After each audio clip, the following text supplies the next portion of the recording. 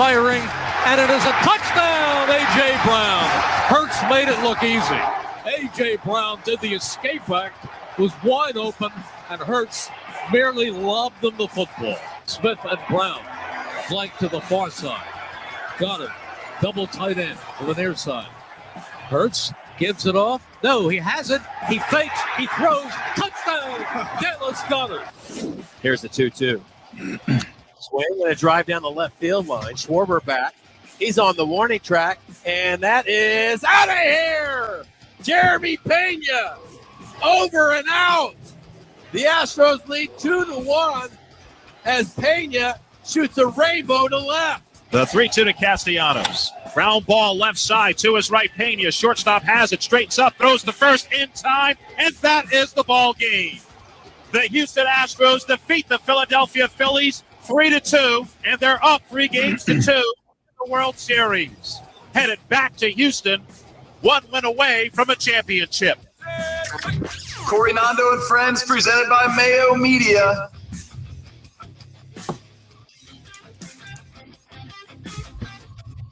Hey, everybody. Welcome to the show. It's Corey Nando and Friends, presented by Mayo Media Network here on Bettor Sports Network. It's Friday. We're having a good time. We got a lot of football to get to today. Some NBA to get to, maybe some other stuff. I don't know, man. But big weekend, a lot of fun games. We're week 9. I mean, we're almost done. Football season's almost over, Corey. It's November. Yep. Yeah, no, we are into the month of November. You know what I'm saying? Hopefully everybody's fantasy teams is doing well. Hopefully everybody's been able to make a profit, especially all our dedicated and loyal listeners. You know what I'm saying? So still got a lot of sports out there with the NBA, obviously World Series getting ready to wind down this weekend in Houston. I kind of hope Philadelphia can win because I don't like Houston, but I also don't want the city of Philadelphia to have a championship, so I'm torn. With that being said, you got some, good football this weekend, big time college football coming up. Yeah. So it's a good time to be a sports fan. It's a good time to be a sports investor. A lot of trade deadlines coming up, and I can tell because a lot of people are coming out of the woodwork asking me trade questions. Okay. So that's fun. I got to run a couple by you. Some guy tried to, the guy, my dad's friend that I help. Yeah. Tried to offer him Geno Smith for Dante Foreman. Yeah, I'm like, come on, man. Because he knows we finished second because we got to get it's a 1 quarterback league. Yeah. So we tried to get Justin Fields, and he had the waiver priority, so he got Fields. And we still have Ellinger. And so we ended up just fabbing Trevor Lawrence last night, or wavering Trevor Lawrence last night. So anyway, he's like, hey, your quarterbacks suck. Who was the drafted quarterback on this team? Russell Wilson? On our team? Yeah. I don't remember, actually. Maybe it was Russell Wilson. So long ago, and I'm not, Yeah, we got just a ton of stuff going on. Yeah. It could have been Matt Ryan. Maybe it was Matt Ryan. Probably Matt Ryan or Russell Wilson, something like that. Probably played quarterback chicken a little bit too long. Yeah. Ended up with one of the bottom guys, but Geno would have been a nice consolation prize, but I wouldn't trade a running back for. Yeah, no, I wouldn't trade a running back for him. Let me tell you what I did. I'm going through my lineup. I'll tell you the rest of that trade later. Go ahead. No, I'm sorry. I thought you would. I thought that was the whole trade. Go ahead. No. Continue. Tell your story. We'll tease the rest of this trade. Okay. Going through my lineups today, try to get some lineup set. Right. I had Jonathan Taylor.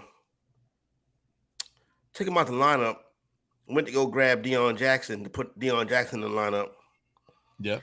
It was like, where's Deion Jackson? Uh-oh. Yeah. Right. Why'd I cut Deion Jackson? Meant to cut J.D. McKissick and cut Deion Jackson. Did the commissioner buy that one?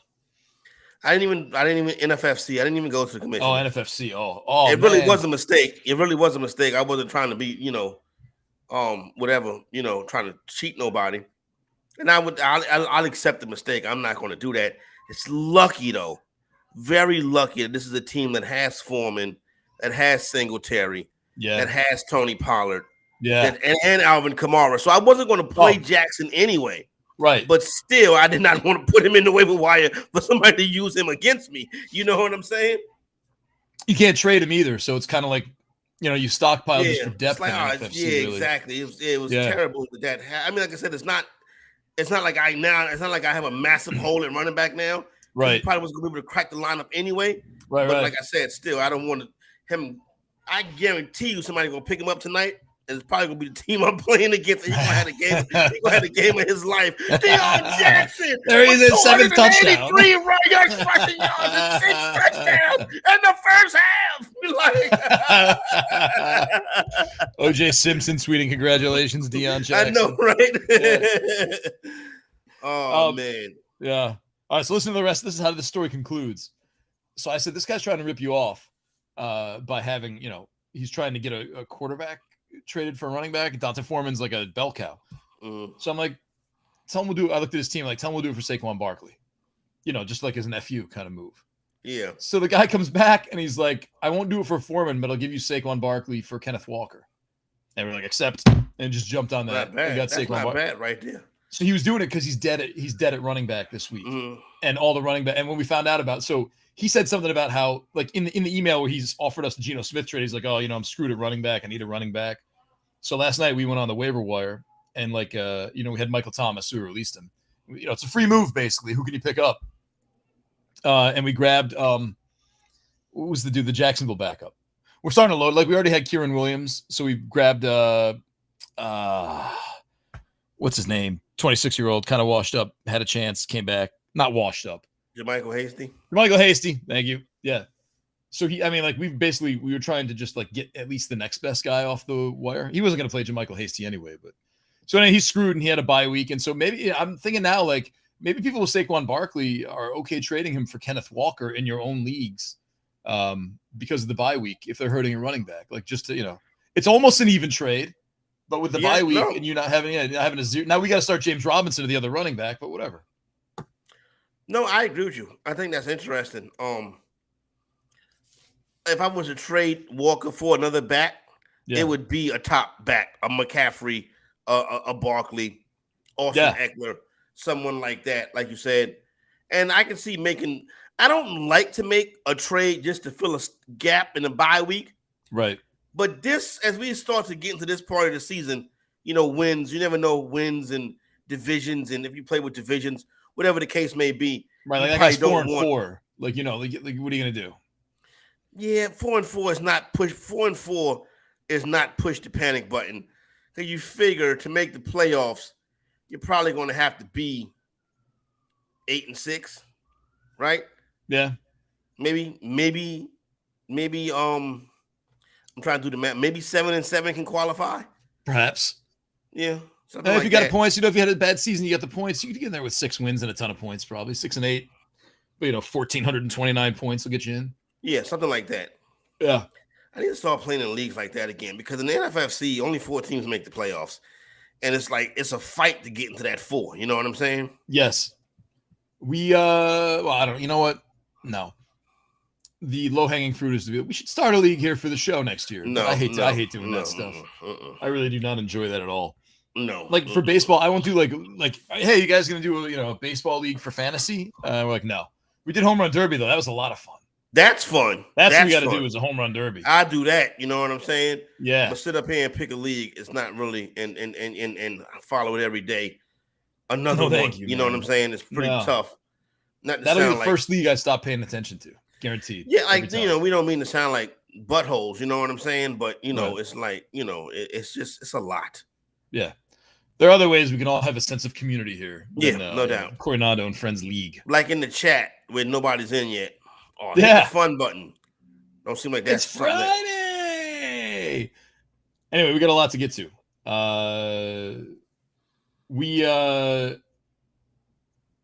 Sorry.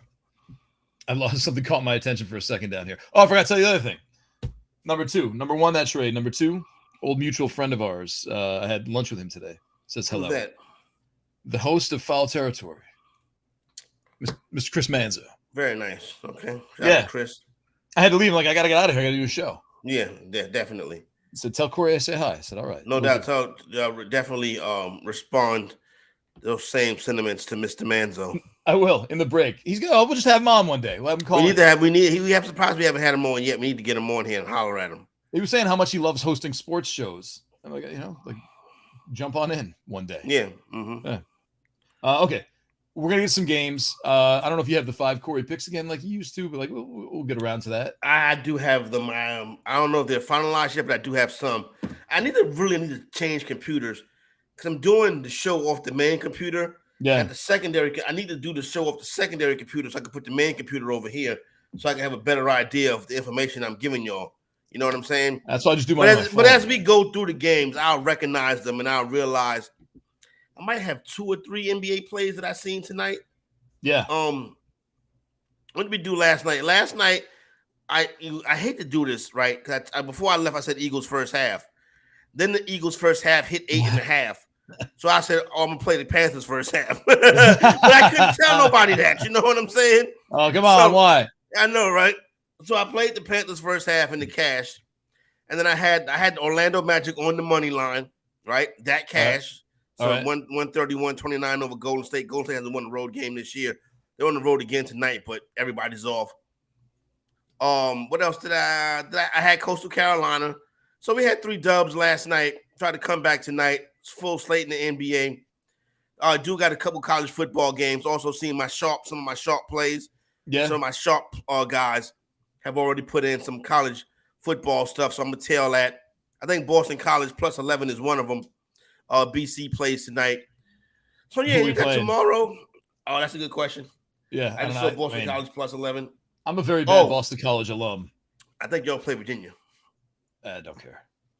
Yeah, because Virginia's not like a Big East team. You know what I'm saying? Like it's a thing, man. Like if you're playing Georgetown in football, I'll pay attention. Yeah, exactly. But now all of this new stuff, I can understand that being, not as fun.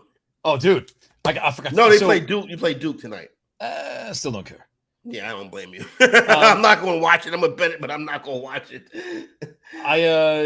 So I went back, like I did, like the Powerball thing again. I did. I whipped it up real quick for the Athletic, so I get some more numbers. And this woman Keely, who's our, I think she's at Growth, like SEO kind of thing. She's awesome. I've worked with her a bunch. She's a lot of fun. I put it in like our Slack channel. Like if anyone wants to contribute to this for your team or whatever, just let me know and I'll throw it in there.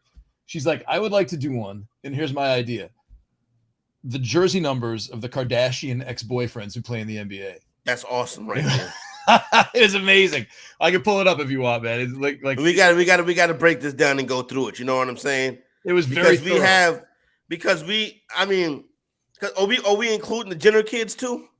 Yeah, she did actually. She had Kendall. Our Powerball is Devin Booker. Yeah, I'm about to say we got to include the Jenner children as well. When you bring the Jenner kids in, I think maybe it's only Devin Booker. No, you might have Ben Simmons too. We didn't have Ben Simmons. Well, she didn't have Ben Simmons. But there was I think Ben Simmons dated one of the Jenner there's kids. Trey Thompson. There's Trey Thompson. Trey Thompson. No, that's Khloe Kardashian. Okay, here we go. Hold on. Let me just tell you who they were. The lucky Powerball numbers for the NBA exes of the Kardashians. 43, Chris Humphries. I knew Chris Humphries was going to be first. You got to do Chris Humphries, right? And she didn't do these numerical orders. She did them in order for, like, I guess, importance, kind of. He would be important because he was a husband for 30 days. Number 7, Lamar Odom. He's a legend. He's a Kardashian legend. Yes. He's a part of the crew. You know what I'm saying? And I love Lamar Jackson. I love Lamar Odom being the CHSAA guy. So shout out to him. Shout out to him and his family. That is his family. No matter what's going on, that is his family. Number 10, this is the jersey's 91, so we did 9 + 1 = 10, was Blake Griffin, who dated Kendall Jenner for a little less than a year starting in the fall of 2017. It seemed like he would be very much older than Kendall Jenner, but okay, that's cool. Well, Griffin was the first player to score 50 points during that season and achieved his 7th career regular season triple-double. Griffin doesn't represent a particularly large moment in Kendall's life, but she did Vogue. He made her happy, and that's enough for us. That's what she wrote. Yeah, there you go. he had a 50-point game when he was dating her, right? Like, that's significant. We got Tristan Thompson was number 13. Tristan is the best. Like, if Lamar is a part of the family, Tristan is the one trying to tear the family apart. I guess so, he keep having outside relationships and getting people pregnant. Yeah, it's crazy. I fought, like, just Googled Tristan Thompson, Khloe Kardashian to find like links to the stuff that she was mentioning, just so it wasn't like rumor gossip stuff, like being spotted with Khloe in 2016. Man, and I got sucked into one of the timelines. I'm like, oh my God, this thing's like 12 pages long. No, Tristan Thompson didn't care nothing about them people. He went and did whatever he wanted to do. So, and then, she at first, when they first got on the scene, she was the one, even with Lamar, with Odom, she was the one everybody kind of was like, not that good looking. Then she really put herself together nice. Khloe the work Kardashian? she had done, the work she had done was good. She looks all right. She looks, so I had to get a photo for the story. And I ended up with like an old one of Chris like, I don't remember if like this is a famous thing, but like the two of them when they were on like the Tonight Show. But there was some like I Googled I didn't Google, I put in Getty Images Kardashian NBA. Yeah, like and that one came up. The old pictures of Khloe Kardashian, man, they not look like the new pictures of Khloe Kardashian. Yeah, the new pictures of Khloe Kardashian are much better. Well, I would say so. I feel like I feel like we're missing somebody, though. Oh, so Devin Booker, who still might be dating Kendall Jenner. And I don't know if you want to guess this next one. I can just give you some hints. We used number 32 because it was his college number. I think because he also wore number 7 in the NBA. His money quote after going out with Khloe Kardashian was, "Without that situation in play, I'm a $60 to $70 million player." That's got to be James Harden. It's not James Harden.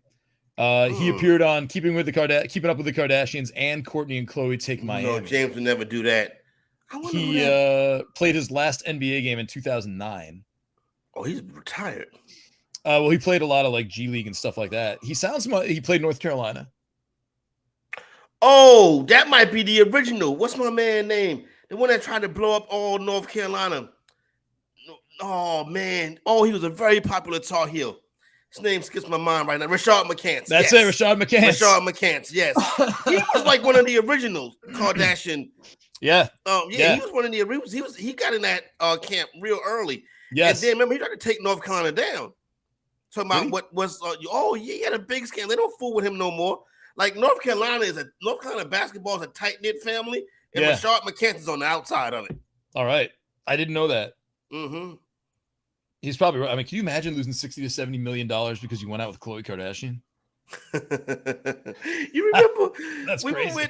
When the Cavaliers, when they were having those battles with the Warriors, like it was rumored that LeBron was kind of like, yo, keep that away from me. You know what I'm saying? Like, yeah. That element to Tristan Thompson. You know what I'm saying? He didn't want that around. Man, that's I guess I didn't follow Kardashian NBA boyfriends enough. This is the problem with me not following the NBA as much as I should.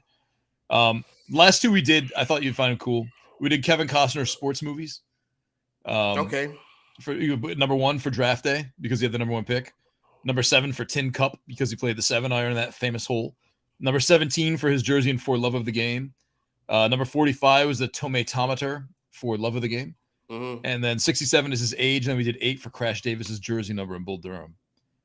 Oh, and that's a great one right there. Here's the good one. Mike Tyson's Punch Out. 7, 37, 35, 9, 6, 3 was how we split up 007 37 35 9 6 3. That's the code, right? That's it. That's the code. Yeah, exactly. Okay, nice. That's a good one. And then we Powerballed 31 because he was 31-0 when the game came. Like in the game, he was 31-0. I might actually go run out and play that at some point before the drawing tomorrow. Yeah, because that's really, I can relate to that one. That's very. Can you imagine if someone's like, "How did you win $1.5 billion?" Like I use the code for Mike Tyson's Punch Out. Yeah, yeah, that would definitely go down in history right there. That's an amazing story as well. Yeah. So in football, I know Miles Austin dated Kim. Yes, but I don't think it's been Reggie Bush. Another Reggie OG. Bush, he was the original. Yeah. Yeah, he might be the original. Yes. Yeah. Miles Austin, Reggie Bush. But the other girls didn't really get into the NFL like that. Not that we know of, put it like that. Yeah, I have no idea. I haven't followed that closely enough either. Yeah. Hockey? Did they get any hockey players? I don't know. I don't think so. Baseball? I don't think any baseball at all, right? Not that I remember. No, I have no idea. What are we missing? Soccer? I don't think so. Lacrosse? No. Neymar? I don't know. Let me stop saying names. Neymar. Don't you remember when Neymar went out with Kendall Jenner for that year? Pele dated their mom? Yeah. Pele dated Caitlyn Jenner? What's the mom boyfriend? The mom boyfriend is Corey Gamble, right? I don't know. Yeah, Kanye said, was he made in the lab? Where did he come from? She was right. Where did he come from? What's Corey Gamble's background to where now he can date like the most richest woman in the world? Do you want me to look this up? Tell you what, man. I don't care about Corey Gamble. Like Kim Kardashian alone is worth more than the Powerball $1.5 billion jackpot. Yo, they got so much money. They got so much money that it don't matter who money it is. Like that's how loaded the family is. Right. And it doesn't matter who money it is. They just go into anybody's account and get money because they all just loaded. The girl is a billionaire. Oh, well, Oprah probably would be the richest woman. But I can imagine the Jenner. I can imagine what's the Jenner, the mom? What's the mom name? Don't know. Chris, yeah, I can imagine Chris is pretty loaded too, though. She's got to be up there. I would think so. Right? I mean, she probably takes her manager cut and then how does she make money? She got the tape. She sold the tape. That's right.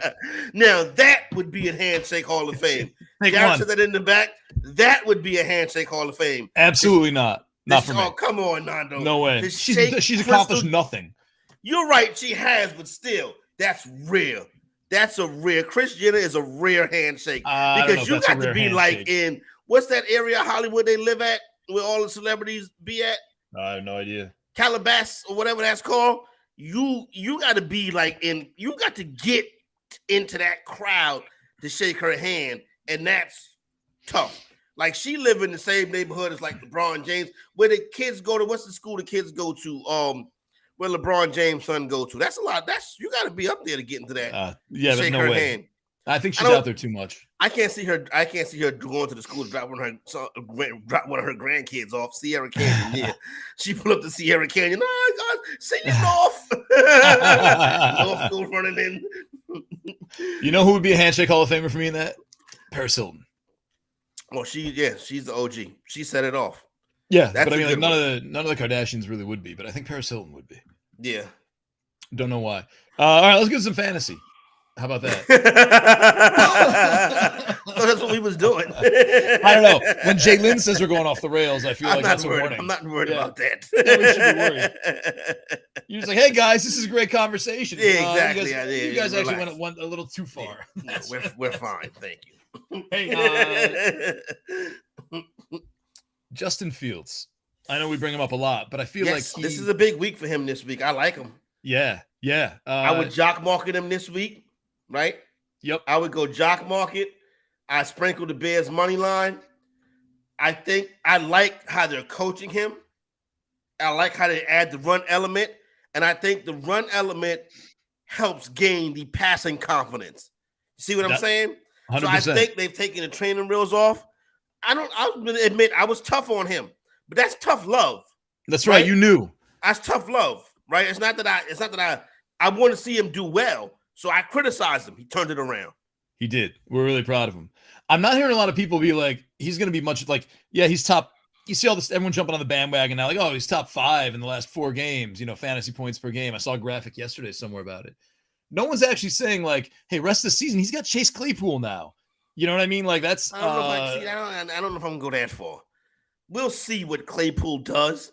I don't think Claypool he's not going to do for Fields what AJ Brown has done for, or Devonta Smith has done for Jalen Hurts. He's not going to do what Diggs did for Josh Allen. He's not going to do what Richie James did for Daniel Jones. The same concept, exactly. Yeah.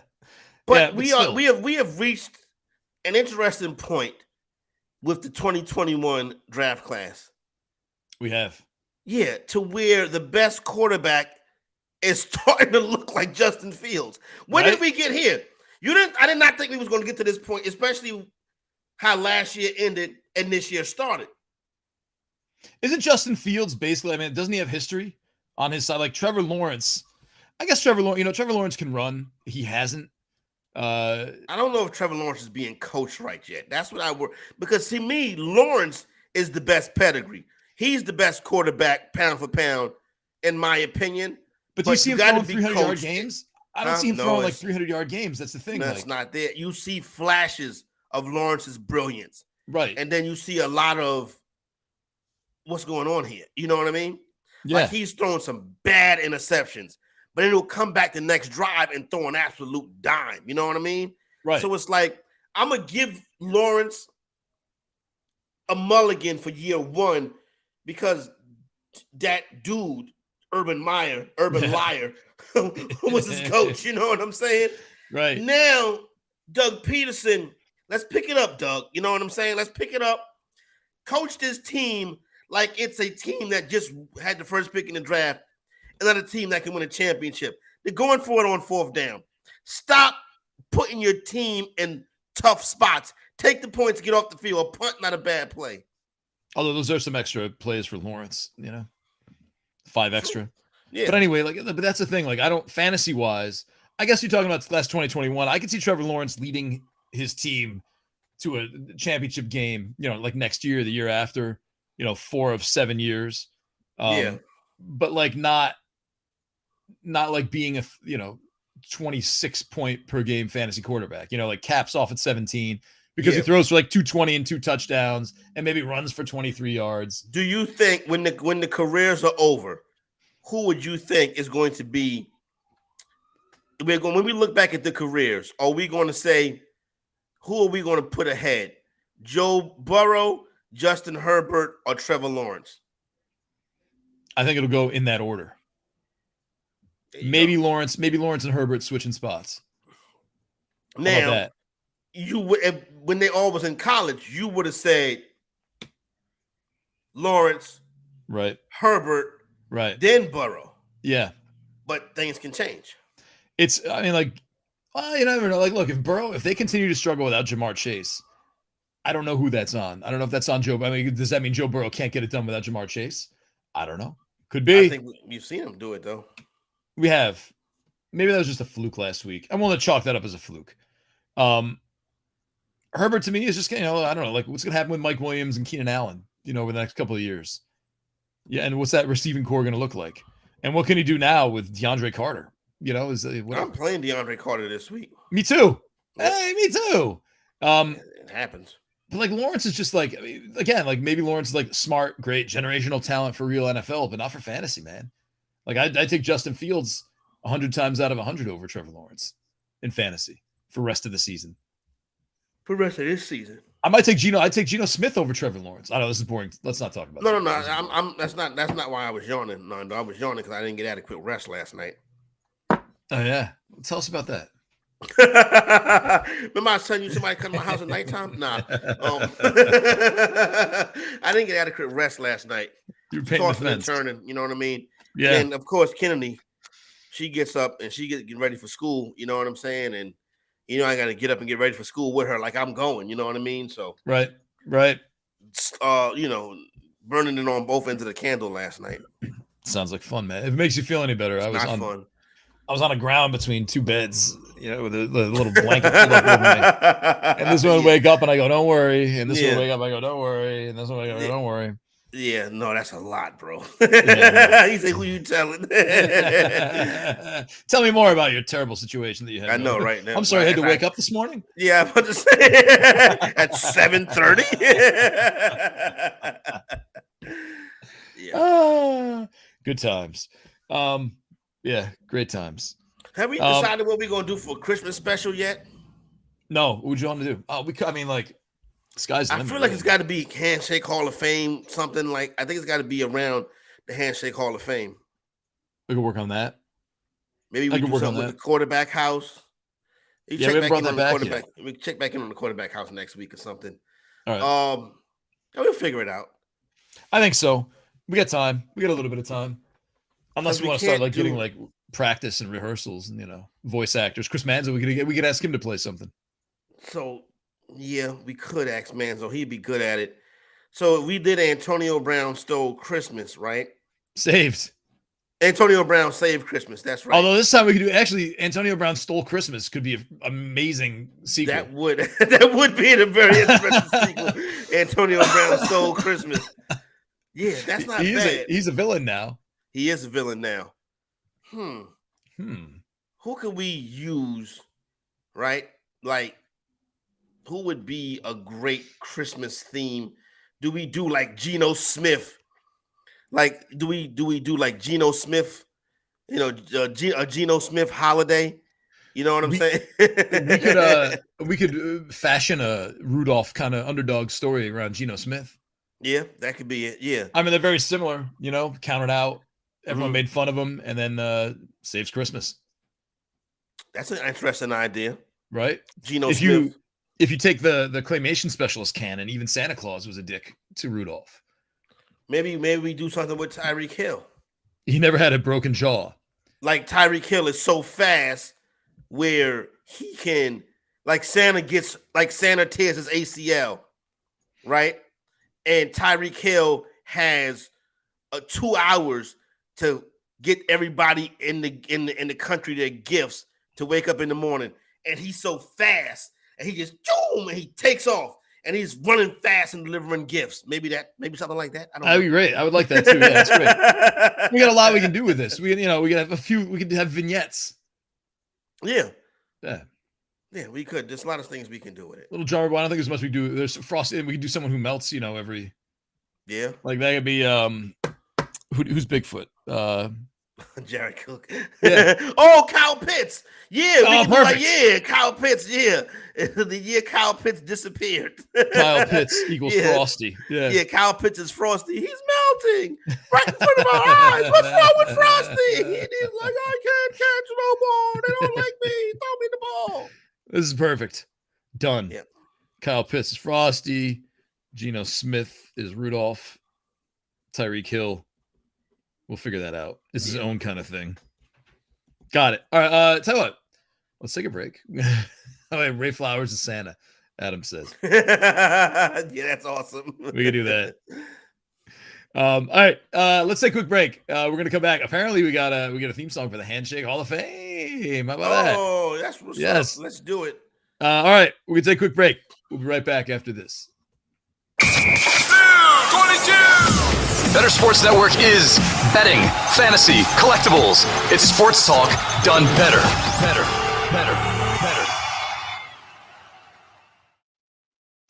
This is Jeff Power with Real Time Fantasy Sports. I wanted to talk to you today about our great pick'em contest we're running now here at Real Time Fantasy Sports. Just go to www.rtsports.com/DFS-pick'em and sign up for one of these great contests today. And we are doing a 100% deposit match right now. Just put in the code BSN and take advantage of that 100% deposit match.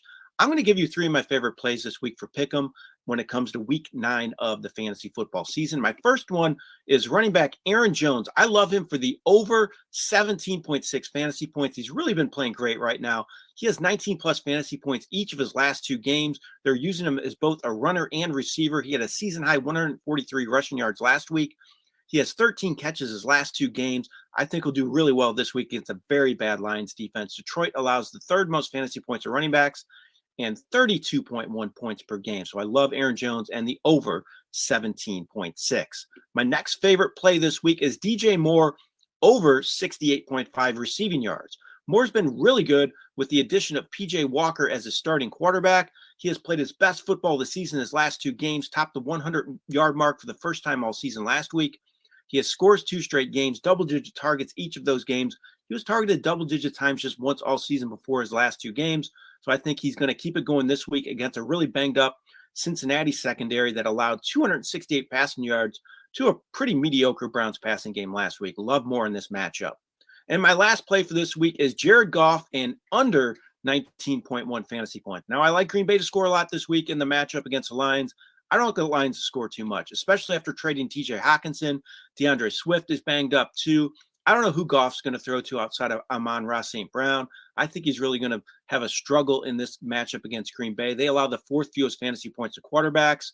Plus, Goff has really cooled off lately. He has just 1 touchdown his last 3 games. So I like him for under 19.1 fantasy points. All right, put these Put this to use and get them in your pick'em lineups. Again, go to rtsports.com/DFS-pick'em. 100% deposit match going on right now. Just use the code BSN. Good luck in all of your fantasy games this week. I hope you have a lot of success and come out victorious. This has been Jeff Power with Real Time Fantasy Sports. Who's in the Handshake Hall of Fame?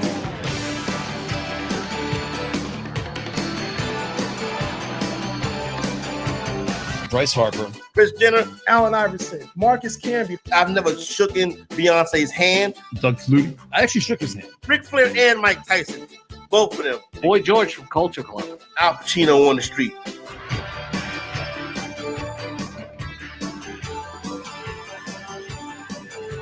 Earl Campbell's a good one too now. Oprah. Oprah would definitely be a Handshake Hall of Fame. Yeah, if I say like Gina Davis, I'm like, can I please take my picture shaking your hand? That guy that comes and knocks on the player's door, David Baker. Bo Jackson. And Mike Breen as well.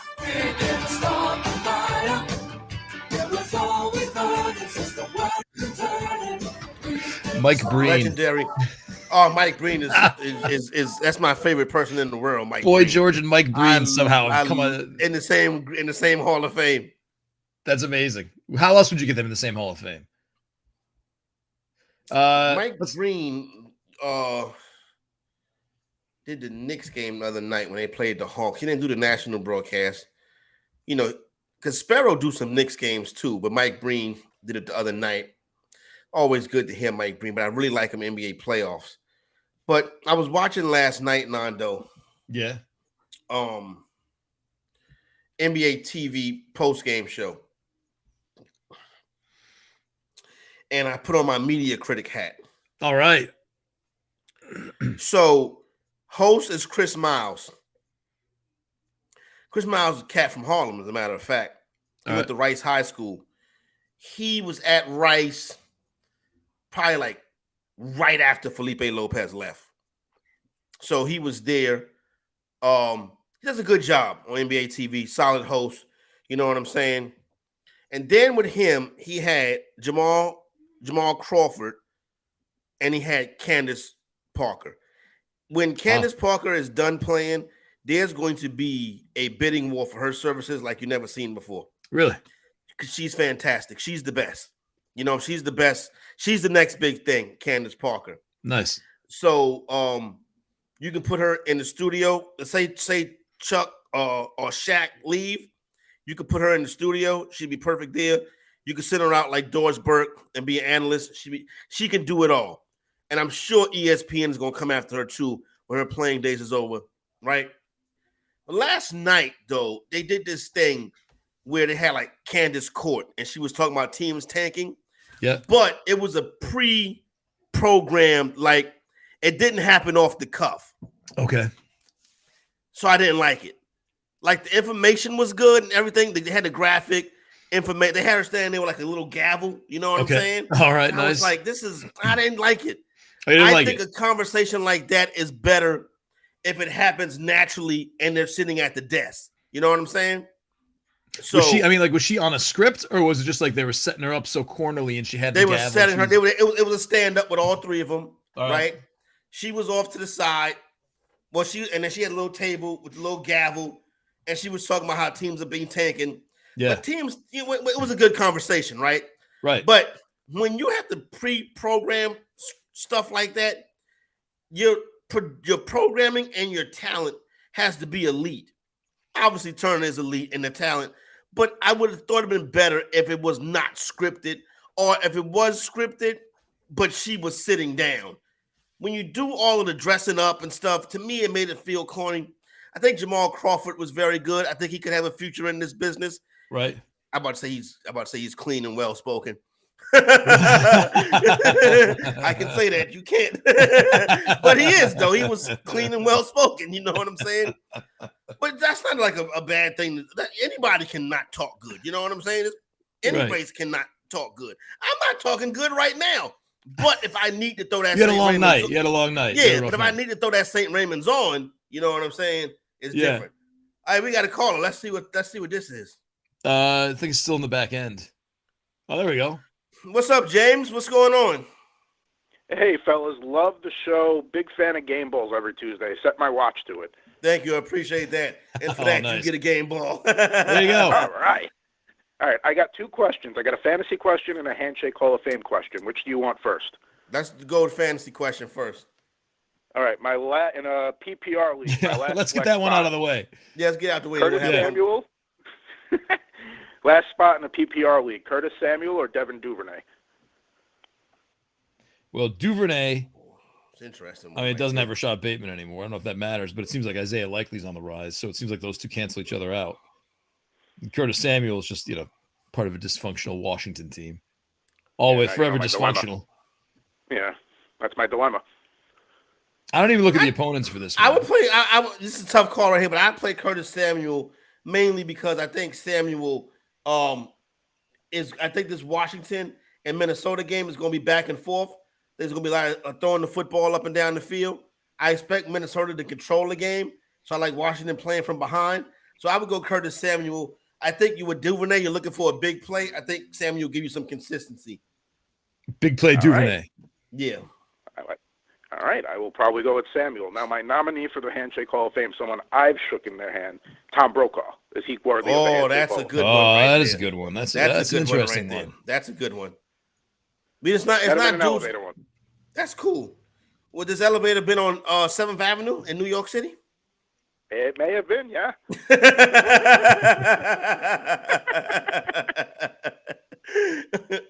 I used to work in a building not on the Avenue Americas in New York City.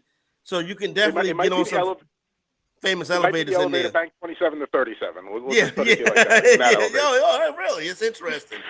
Well, we could have been on the elevator together one morning. Probably. Me, you, and Tom Brokaw. Me, you, and Tom Brokaw and Robin Quivers. Robin Quivers. Is that a Handshake Hall of Fame? Robin Quivers? No, I'd say 100% yes to that. Then, yeah, okay, so put her in because I've shaken her hands many, many times. That one's good because she's never shook Howard Stern hand though because they close off when Howard Stern is walking, you can't walk. But thanks a lot, James. Appreciate the phone call. Oh, they cut him off. We got to have a dramatic goodbye. Tom Brokaw's a good one. I think so.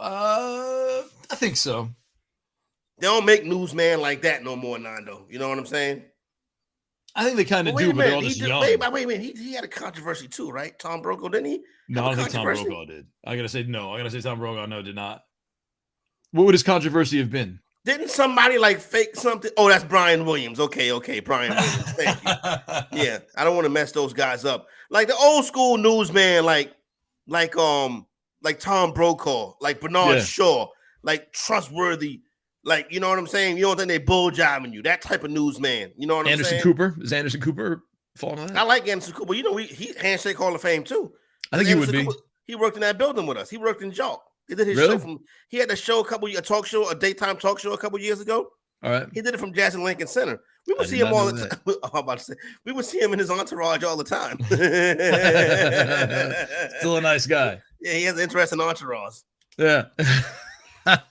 Lester, I would not put Lester Holt in the Handshake Hall of Fame. Not me. No, I don't think so. And then if you local news, not Sway either. And that's to me, Sway is just regular. Yeah. But I can see that. Dan Rather, yes, 100% Dan Rather. But Nando, it's a dude, Maurice Dubois. Oh yeah. Yes. No. But did Lester Holt make you think of him? Yes, Lester. Yeah, that dude that wears too much makeup. You know what I'm saying? How come news anchors don't age? Like they always look the same for 30 years. They have a job for 30 years and they don't age one day. They're not wearing any makeup. It's a very low stress job. Maybe that's what it is. Their whole job is this. So just take care of that and you're fine, Yeah. Facial creams, stuff like that. Yeah, they definitely do something to keep their age preserved for that longer period of time. I'd be going home. I'd be like, you still doing the news? Why you look the same as when I was 10? You know what I'm saying? It's crazy. Right? That's good. We can talk about some football now before we get let's pull up some football. Let's see. You want to just go chronologically? That's the best way to do it, I think. Yeah, let's do it like that, Nando. Bills Jets. Bring it up. Bills Jets. Not going to touch it. Bills -11. To me, I would lay 11. I laid 11 with Bills, Nando, because the Jets. Last time they played the Jets in the Meadowlands, the Bills were a 13-point favorite. They won by 30. Yeah. This just seems like Buffalo's an unstoppable force right now. Yeah, I don't think we're. I'm not. If I'm a Buffalo Bill fan, wake me up when we get to the AFC Championship game. I wonder if you can do. What can you tease them up to? Anytime touchdown score. Oh man, I don't feel like doing this again. Team totals. No, you know what? Forget it. I'm not going to mess with this. I'll do it later. Oh wait, alternate total. Okay, here we go. Bills Jets alternate total. If you want to do 19 and a half. Oh, they only have overs and unders on the alternate. Yeah, you did. You put Sunday. Oh, the alternate total, that alternate spread. All right, hold on. Alternate Sunday, spread. Okay. Mm-hmm. Nah, it's not worth it. Even the Bills minus 24.5 only get you plus 429. That's not bad. 429. Now, what do you want to give you 800? Yeah, I think so. I mean, you're talking about a 25-point win. They're not crazy because that's not bad. What's 19 and a half? 19 and a half, 228. Yeah, I would like to get that at around 3 for 19 and a half. So yeah, that's what I'm saying. They're not gonna let you get rich off Buffalo Bills destroying the Jets. Yeah, but I mean, destroying a team is not easy. Oh, when the Bills and the Jets, it's probably going to be pretty easy. You're right. Yeah. But I mean, the Jets do have a little of that stench of the Jets being like. Well, it's just awful, it's not. That is off of them, but we see major flaws with the quarterback. Yeah. Hey, I hate to say it, Jet fan. You probably going to have to get another quarterback. I hate to say that. Can you imagine? The matter of fact, if the dude might get benched this year because he is like a weak link on the team, right? I want him to be better. I want Zach Wilson to work. I want him to be great, right? But I don't think it's going to happen. What are the chances he's still hurt? What do you think the chances are he's still hurt? Could be the case. I mean, like maybe they rushed him back. Maybe he came back too early. Maybe something's off. I don't know. I don't know. Dolphins Bears. The Dolphins are -4. The over/under is 45.5. Bears are plus 165 on the money line. This was 5.5. Now it's down to 4. Yeah. This number is moving right now. As a matter of fact, I'm looking at a live odds board. Yep. This number just went since we've been on the air. This number's went to 4 across the board. Hope you got it early in the week when I told you I like the Bears a lot this week. 5.5. Or I would buy the hook 4.5. But I would hit the money line on this one. I think the Bears beat the Dolphins this weekend. I think the Bears are in good rhythm right now. So there you go, right there. Chase Claypool, our buddy. I don't know. Luke Getsy seems to have. I mean, maybe they were just taking their time. Maybe I guess if you're Matt Eberflus, you're just kind of saying like, well, they lost Roquan Smith though. Well, they traded away Roquan Smith, but I guess you're just kind of like, hey, this is a 3-year plan of mine. We're gonna go slow the first year. We're gonna ramp up Justin Fields. We're gonna slowly unleash him, and then we're gonna go nuts on him. You're just gonna let him just run for 80 yards and throw for 300 if he wants. We're one wide receiver away, and I'd love to get my hands on Chase Claypool, but I'm probably words that nobody's never said, but you don't know. I get where you're going with that. I think it's a good thing. We got another phone call. Look at this. We're popular today. But I'm saying maybe that's why it was such a slow roll for Justin Fields to blow up. Well, I saw might. Let's say that coaching malpractice was a problem for the rookie season. This year, it is progressively getting better, particularly after I was critical. Hey, I had to wake them up. Maybe that was their plan all along, was to be rope-a-dope, I guess, a little bit. All right, here we go. We have a caller now. We're getting ready to have somebody on the air. You want to bring him? You would like to bring him in? Yeah, let's bring him in. All right. Hey, guys, please talk some fantasy. That should. How you doing, sir? Matt Deutsch, what's going on? What's up, everybody? Hello. Making my maiden appearance on Better Sports Network in week 10. It took me 10 weeks to get the courage to call in. I guess you've been busy, huh? How's everything going? Everything's terrific. Love hearing you guys every day. And now that we got this business off the ground, I can get back to my fantasy teams because they've all plummeted. Become a first-time entrepreneur and watch your fantasy teams sink to the toilet. That's a fair trade. I call that a fair trade. Yes, I have a good question. I have a Handshake Hall of Fame for later, but I have 2 points. One, in one of my closest home leagues with my guys, I made a trade and was accused of colluding. Oh, no. was, how is this not collusion? So really hurt my character to have people that I know well for 20 years accusing me of collusion. So the actual trade in a redraft league where I'm 3-5 was me trading DK Metcalf and Michael Carter, the running back on the Jets, for Devonta Smith. So I got raked over the coals. How could you possibly do this? And I agree it may not look great from the outside, but I'm 3-5 and desperate. DK Metcalf's has not gone on bye yet. Devonta Smith had already had his bye week. I can't afford to lose again. Devonta's got the better quarterback, the better offense. And, frankly, the DK Metcalf injury scared me. So, how do you handle it? I don't think that's a bad trade. It's not great, but listen, I don't think that's shake it up trade. A little bit. You shake it up a little bit. I don't think that's a good trade at all. Why not? I understand, but it's not collusion worthy. No, not at all. Why would you say it's not a great trade, Nando? I think Carter was fine before James Robinson got there. Like that if there's no James Robinson here, if you did this in like that little window before James Robinson came over, I would say, that's actually Well, I gave up Carter. Yeah, he gave up Carter. That's what I'm saying. Yeah, you're the one who's being accused of ripping the other guy off. No, they think that I'm giving another the guy first ripped him off. He's getting Devonta Smith. Oh, what? So I want Devonta Smith. But he's trading a hurt player and nothing in Michael Carter to get a top receiver.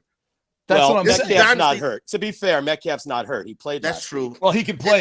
He might be hurt, but he can play. And he had 14 points last week. So, but the point is, this is a dynasty league, though, right? No, it's a redraft. No, it's a redraft. I don't see the problem with that. Yeah, crazy. And how do you handle an accusation of collusion? That's all right, tough. let's do the fantasy question. So this is a dynasty league. I'm 8-0. I've got Tua as my quarterback. So I've got all my picks for next year. I've got young guys to trade. I got Shakir. I've got Alec Pierce. I've got young guys I can move, and I can move Tua. Should I upgrade from Tua to a Burrow, a Herbert, a Lamar, Josh Allen? Is it worth it to try to upgrade at quarterback? Do you guys think can Tua take me all the way? I think any quarterback can take you all the way, especially with the weapons he has around him. And obviously in Dynasty, flags fly forever. But if I got a chance to get one of the elite young quarterbacks, I would go for it. I'm not a guy that thinks Tua is an elite quarterback. I think he has elite pieces, but I don't think he's an elite quarterback. I'm not worried about beyond this year, but with Waddle and Hill in there, this isn't worth me trading if he's going to have 2 points less a week than the big boys. I mean, if he's scoring 22, 24 a week, I should keep him. But, I'm kind of worried about the volatility of Miami. And, that was my thought there is where do you guys rank Tua rest of the way? For me, I'm not the biggest Tua fan in the world. Like my friend Sias has Tua as his backup, and he's holding on to him instead of dropping him for like a running back or wide receiver that he needs. And I'm like, well, just drop him, dude. But if he was his only quarterback, I'd be more impressed. I could see almost a guaranteed 250 yards every game with Waddle and Tyreek Hill. So I don't know. I just find him unexciting. I know the logic says you should love Tua and expect 300-yard games here and there, but I don't think he could be consistent enough. So I would put him more top. I mean, below Geno Smith. I think I'd rather have Geno Smith. Oh my God! Well, he's my backup. I have Garoppolo and Geno behind Tua, so you got to make a decision. You don't need this many quarterbacks. Josh Allen, Go Burrow, get your Michael Lamar Hasty. Jackson, Allen, Burrow, Jackson, Hurts, Mahomes, and then probably Tua. Do you think it's upgraded? Lamar, go get Lamar, and that's an upgrade. Lamar has been scaring me. Yeah, I wouldn't go Lamar. I would go Burrow or Allen. Oh yeah, Lamar has not really been that sharp. I don't like the way the offense is. He's not taking advantage of his weapons. The rushing is down. Started off great, but if I'm going to make a play for this year, maybe I go Burrow or Allen, but it takes a lot to get Allen. Yeah, in a dynasty takes a lot. Yeah. All right, let's do Handshake Hall of Fame. Of course, in our business, we get to work with a lot of playmakers and celebrities. So I can't put any of them on the list. It's kind of like the day-to-day job for us. I've worked with so many great people. So instead, I'll put Sergeant Slaughter on there for the WWF. Sergeant Slaughter, easily my favorite wrestler of all time. Got a alone time with him and shook his hand. What a great gentleman. And, I'm a huge fan and put me down for Sergeant Slaughter at the Cobra Clutch. Yeah, that one I can get behind. That's a good one. I can get behind that.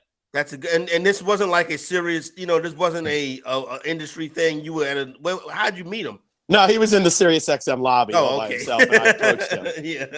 Was he like all Sergeant slaughtered up, or was he trying to keep like a low profile? Oh yeah, no, he was. Sure was. Man. But he really appreciated. He was very sincere in thanking me for telling him how much of a fan I was, and what he meant to me. He didn't just brush it off. He really took the time, looked me in the eye, cared, and it meant something to him that I said that. I wonder if Sergeant Slaughter, like, you know, that 85 Hogan card, 86 Hogan. I wonder if Sergeant Slaughter's got a rookie card. I mean, he was on GI. I'm sure he's got a GI Joe card. I don't know if he has like an actual wrestling card. I would guess he does, Sergeant Slaughter. Like from the 80s, not like one of those like redos from the 90s.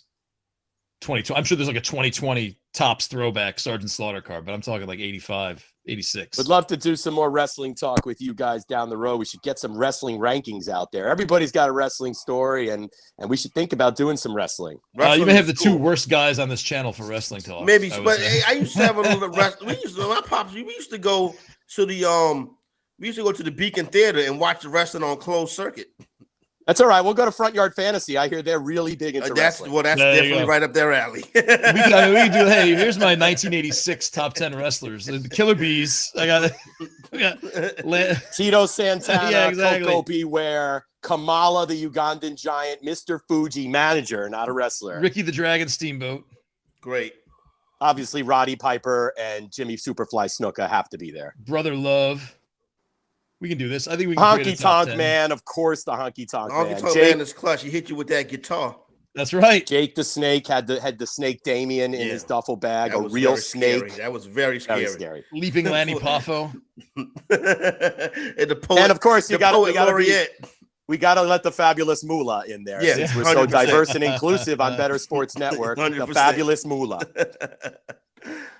That's all almost right, boys. Keep on getting on with it, and love your show. And I hope to be calling in again. All right, thank you. Hey, thanks. Thanks a lot, Matt. We're glad to be part of this. We're honored. No doubt. That's new technology, so we'll be able to hopefully give you some information on that soon. I'm a big The technology where we talk too much Kardashians for a half hour in the boss calls.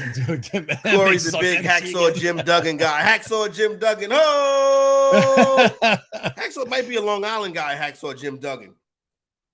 My sister is like. Are you guessing at that? I'm pretty sure. My sister is like a WWE/WWF historian. Like she can write a book on it. You know what I'm saying? Yeah. But like, so I used to watch. Yeah, he's from Glen Falls, New York. So used to watch a lot of that growing up. When it was good, and then in the '90s when I was in college with Stone Cold, it was good too. But I haven't been into it, you know, in 20 years. Well, I used to, when Jaden was a little boy, he was into it for a while. So we used to take him. But you go to one of those WWE events, it's just all merchandise. That's all it is. Merchandise. Smart. Do you want to some breaking news? Some stock market news. Oh, what happened? This is what DraftKings looks like today. Oh, what's going on? I guess they had an earnings call and it did not go well. Really? Yeah. See, I don't get stuff like that. I don't get that. Like, I understand you're losing money, but isn't the whole point to lose money? Like early on? And I mean, like casinos make. DraftKings ain't early on no more though now. DraftKings been for a while now, right? I know, but I mean, like, all right, name the top 3 casinos out there, sports books out there right now. Like, I mean, you know, like sports books and casinos, they don't lose money, right? Well, Nando, you got the sports book is a very small part of the overall casino operation. Right. That's why sports books are in the back. Sports books probably bring in less than 5% of the money in most casinos. The money is on the tables and the slots and stuff like that. They have that though. They have that here in Jersey. Those people, the advertisement that these sports books are paying is probably heavy duty. The regulations they're paying to be in these states. So I can see it being, you know, kind of hit or miss at times. Obviously, you would think October, World Series, NFL. The problem is these companies, I know what the problem is, to be honest. Somebody told me about this a couple months ago. The reason why it's like that, Nando, is because New York is charging them an arm and a leg. Yeah, right. That's what it is. So they thought New York was going to be a cash cow. Instead, it's a cash cow for New York. So New York is charging these companies an arm and a leg, and it's kind of ruining I don't want to say ruining, but it's kind of slowing everything down because you figure, New York's going to be such a massive hit. Well, New York is making you pay for it. Yeah. Yeah, but I mean, they adjusted the odds. When I open this up in Staten Island, the numbers are different than the ones that I open up in New Jersey. Yeah. They're taking more of a vig to make there up you for go. it. Mm-hmm. But I mean, they're passing it on to me. It's not like they're taking that hit. Anyway, the point is their stock's $11 now, which I don't know, man. Maybe Isn't there a world like 5-10 years from now when DraftKings is ruling the world? Yeah, I know. And it's a $200 stock. And we're like, oh, remember that time we talked about it on air when it was $11? Nick has a question for you. I don't know. What? Nick has. I'm not Staten Island. I got in-laws Staten Island. Yeah, there you go. But so I guess I am in a way, right here. Mm-hmm. But no, we live in New Jersey. But I love Staten Island. Yeah, we have a close connection to Staten Island. There you go. That's right. That's where I make my wine. I got the wine right here next to me. That's where I make my wine in Staten Island. Spend my weekends, take naps. I haven't been there in years. I might haven't been there since that Wu-Tang story I told you when I got my sister that autograph. Really? That's been the last time I've been to Staten Island. No, you don't know what you're missing. No reason for go out there for me to go. There's no reason for me to go out there. Nick, I don't know if you know, I mean, they don't really go like we go there. We're like, hey, let's go to a restaurant or something. Like, no, I'm staying. We eat. We just bought one of those Uni pizza ovens that we're excited to try out tomorrow. It's good times. We'll see what happens. Wish us luck, Corey. I'll send you pictures. Let's take a quick break. I'm gonna go buy a bunch of DraftKings stock. And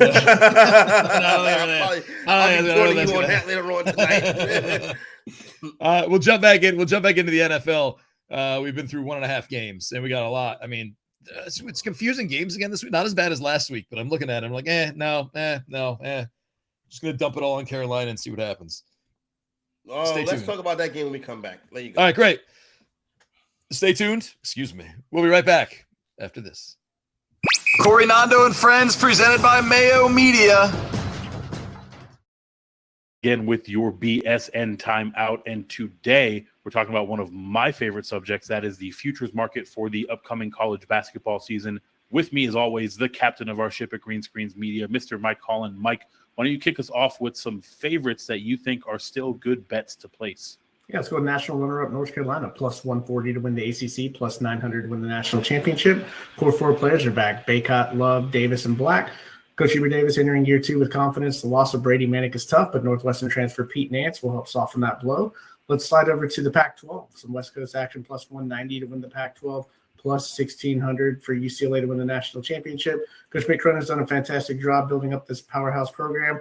At 2 stars, Tiger Campbell and Jaime Jaquez coming back, as well as 2 5-star freshmen, Amari Bailey and Adam Bona. This team is loaded and ready to make a run. Love the Bruins this year. I'm going to go for the repeat. Kansas Jayhawks plus 215 to win the Big 12, plus 1,300 to win it all. It's a young team, right? They lost a lot of pieces from this title team last year, but managed to retain Jalen Wilson and DeJuan Harris and reloaded with a bunch of 5-star talent. Might take a minute for this team to click, but ultimately Bill Self is a proven winner. Really like them for those 1,300 natty odds. Other side of the coin, underdogs and values. Mike, where are you going to get a little bit of juice in your futures bets? Yeah, let's go to the wide open Big Ten. Ohio State plus 1,100.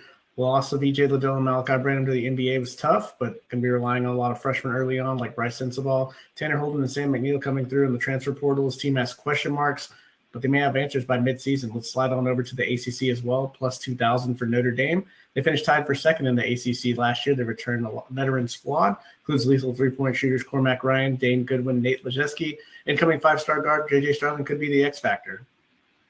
Plus 2,000 to win the conference. They came in second in last year. I love that call. For me, I'll go the Tennessee Volunteers plus 3,000 to win the national title. This is a team that won the SEC tournament last year. Rick Barnes, we know, can recruit, so he has an absolutely loaded team top to bottom. Guys like Triple J and Vescovi are legit difference makers in this league, so love them at that plus 3,000 price. Last category, player of the year. Mike, who do you like to bring home the Wooden Award? Let's go with the long shot, Keontae George from Baylor's plus 6,000. Freshman No Strangers winning the National Player of the Year. He lit it up in the Global Jam this past summer. He's a 3-level scorer, plus defender, one of the top NBA prospects. I'll go chalk here. Armando Baycott plus 900. We talk about the Tar Heels as a favorite to win it all. Baycott has a lot to do with it. Last year, 16 and 13, almost 2 blocks per game, and can legitimately take a step forward on this loaded Tar Heels team. That will do it for your BSN timeout. Make sure you stay locked to the Better Sports Network and check out Green Screens Media on Twitter, TikTok, and YouTube so you don't miss a minute of our college basketball coverage. Shotgun snap, Stafford ready to deal. Serving. Now wings one to the end zone. Cooper Kupp. Touchdown LA! On the S in Rams, Stafford finds his favorite target for the go-ahead score. It's 13-7 LA. Shotgun look with Gage in motion out of the backfield. Brady takes the snap belt high, looks over the middle. Caught ball, touchdown Tampa Bay. Touchdown Buccaneers. Mike Evans, fire the cannons. However you're invested in sports, from betting to fantasy, collectibles, and more, join our community on Better Sports Network. Welcome back, everybody. Thanks to the Rams Radio Network. Poor Rams, dude. Really quick before we complain about Darrell Henderson's usage. Today's giveaway. We've been doing something every day this week, and it's like big time. Like yesterday, we gave away Jalen Hurts signed full-size helmet. Today, it's a DJ Moore signed Carolina Panthers mini football helmet. All you got to do, go to the Twitter account for Better Sports Network, which is Better Network, and just retweet. Well, follow, and then retweet the pinned tweet. It's easy. It's simple. You don't have to buy anything. You don't have to download the app, although I know you want to. But just go to the Twitter account, Better Network for Better Sports Network. Find the pinned tweet right up top, retweet it, and follow the account, and we're good. Contest closes tonight at 9 on Better Sports Live, and Rick Kamler will announce the winner. Brought to you by GetInTheGame.com and Better Sports Network. Shout out to Farrell. That's where my brother-in-law went. Well, we'll get into that in a minute. Before we get into that, right? Yeah. You get a bunch of Forex traders following you on Instagram. Yeah, I don't think like they so. be following me and they be DMing me like, "Oh, you got to join my Forex trading group." And I'm like, "Do I look like I would fall for a scam?" Like, you know what I'm saying? Like, leave me alone. I do not want to wake up in the morning at 5:00 in the morning to trade foreign exchanges. Like, it's a scam, right? Forex is a scam, right? Sounds to me like it is. If someone's DMing me and like, "Hey, join this," like, that's got, you know. I've been scammed once before. Did I ever talk about the white van scam? Did I ever talk about this on air? I think I did. I think I told the story, right? I don't know. This is news to me. How would they scam Nando? Let me do because this is like the most elaborate scam I've ever heard of in my life, right? I got a book here, the Big Book of Scams. Like, I'm glad I love this stuff, right? We were gassing up at a station in Hoboken. Me and my brother. This is like, I was living in Hoboken. This is like 12, 13 years ago, maybe. Maybe more than that at this point. Anyway, we're gassing up at the Exxon station in Hoboken. These dudes roll up in a white van next to us. And like, "Oh, you know, like, dude, you know, just give us a whole story. How you guys doing? What's happening? You know, we're just gassing up too. We work up there in this electronics store. You know, they got outfits on. They're in a white van. They got like jumpsuits on with tags. And it's like, you know, it says like, you know, James Electronics. Our boss is such an asshole, man. You know, it's good. He like, so we took a bunch of speakers. They were like, I forget the story, but it was like so believable. And it's like, we're going to try to sell them. Like, do you guys want like a crack at them? Because we're going to go down this way, down to like to Edgewater, and we're going to just sell them in the Target parking lot. You know, $400 cash. It's this one here. And they open up a magazine and there's the ad, you know, and they open up the box and there are these shiny speakers and, you know, this whole thing. They got like all these sheets of receipts and everything with the name of the company printed on it. I'm like, "No, thanks, man. I don't actually need speakers." Guys, like, "All right, no problem. You know, have a good one. Merry Christmas." He goes, "Oh, how about 200, man? Like, I like you guys are cool, you know, like whatever." Yeah. See, at that point, yeah, I'd have been like, "Okay, so what's going on here?" You know what I mean? But you know what? Like, he was giving such like the story. There's the magazine ad. There's like all this stuff, and like in the magazine ad, they're like, you know, $11.99.99. You know, like it was just like one thing after another, and it's just like, yeah, okay, this sounds actually pretty, you know. Yeah, interesting. It's right before Christmas, so I had to still get something for my parents. They actually needed speakers. My brother's with me, and my brother's pretty sharp on this stuff too. And he's like, "Yeah, you know, it just sounds like." But like the story was like they were trying to get back at their boss because he's a racist, and you know, so they took this stuff and they're selling it to him just to get back at him, you know. Yeah. And they open to the back of the van. There's like, you know, a stack of like 6 or 7 of them. So I'm like, "Oh, maybe we did get lucky and we're buying like very some stolen believable." goods. Yeah, because back then I was buying bootleg DVDs at the bar. Plenty in of stuff Hoboken, over too, back you know of what a I mean? truck. Yeah. Uh-huh. Yeah. So I'm like, oh, this is very, very, and like, I mean, Corey, they're dressed in the outfits. They have like a clipboard full of receipts from where they work. They got an ad in a magazine. You know what I mean? So I'm like, I finally, all right, let me get $200. So I got 200 cash. This is in Hoboken. So I got 200 right on the Hoboken Weehawken border. So take out my 200 cash, pay him, put it in the car. Don't even, open it up. I even Google it, and it's like it's there. You know what I mean? It's like legit. I'm my brother's Palm Pilot. So get home. BlackBerry. Yeah, wrap it, put it under the tree, mom and dad, whatever. We open it up on Christmas morning. They're like, oh wow, speakers, thanks so much. And so we go to hook them up. They take them out, and the speakers are just like, you could tell the second you pick it up, you're like, uh-oh. Because you saw the front. Because were y'all together at this time? Were you and your brother both there? Me, my brother, my other brothers. Wow, this is getting real good. Open up the top, and it's because you saw the front when he opened it up for you, and you're like, oh, this is great. These are beautiful and shiny, look just like the picture. And no, it wasn't about. They were actual speakers, right? So I guess after I did my research on this afterwards, like you have to actually sell. So you don't get arrested. You're actually selling the speaker, so like it's not like you're selling bricks. So yeah, it was the speaker was there. We take it out. The back is the kind of like when you have to strip the wire a little bit and like wrap it around. That's how you had to connect the back. And obviously we're talking like this is right before HD TV, but like there's still like the yellow and you still need those plugs for the TV. I'm like, so what am I going to hook this up to? There's no receiver. There's no main part. It's just the like two side speakers and one in the middle. And I'm like, oh man, something went wrong here. And immediately go and looks like I found it on Reddit or like somewhere. It's called the white van scam. You can look it up and it happens everywhere. Yeah. But it's so elaborate and like it actually made me a better scammer. Mm-hmm. Or if I want if you want to get into that business, because the detail, like the misdirect was all the details. It wasn't like it's like having a bunch of them in the back of the van to be like, yes, we did steal these from our boss, and yes, we are trying to screw him over before Christmas. And you don't think you just think you're in on this thing with these guys who are trying to screw over their. I don't know. You felt like you was a part of it, and then all of a sudden you get to your parents' crib, and now you got to figure out a new Christmas gift to get them. Yeah, exactly. Well, we got a story for years now that So yeah, it was smart, man. It was so, and like I was so mad. And I don't even know like how I figured this out, but I tried to find somehow the guy who's doing the white van scam by going on Craigslist and find someone who was selling that brand of speaker because I assumed he was trying to unload him another way. Yeah. And then find his username and then see what else he was selling. I was like going nuts, man.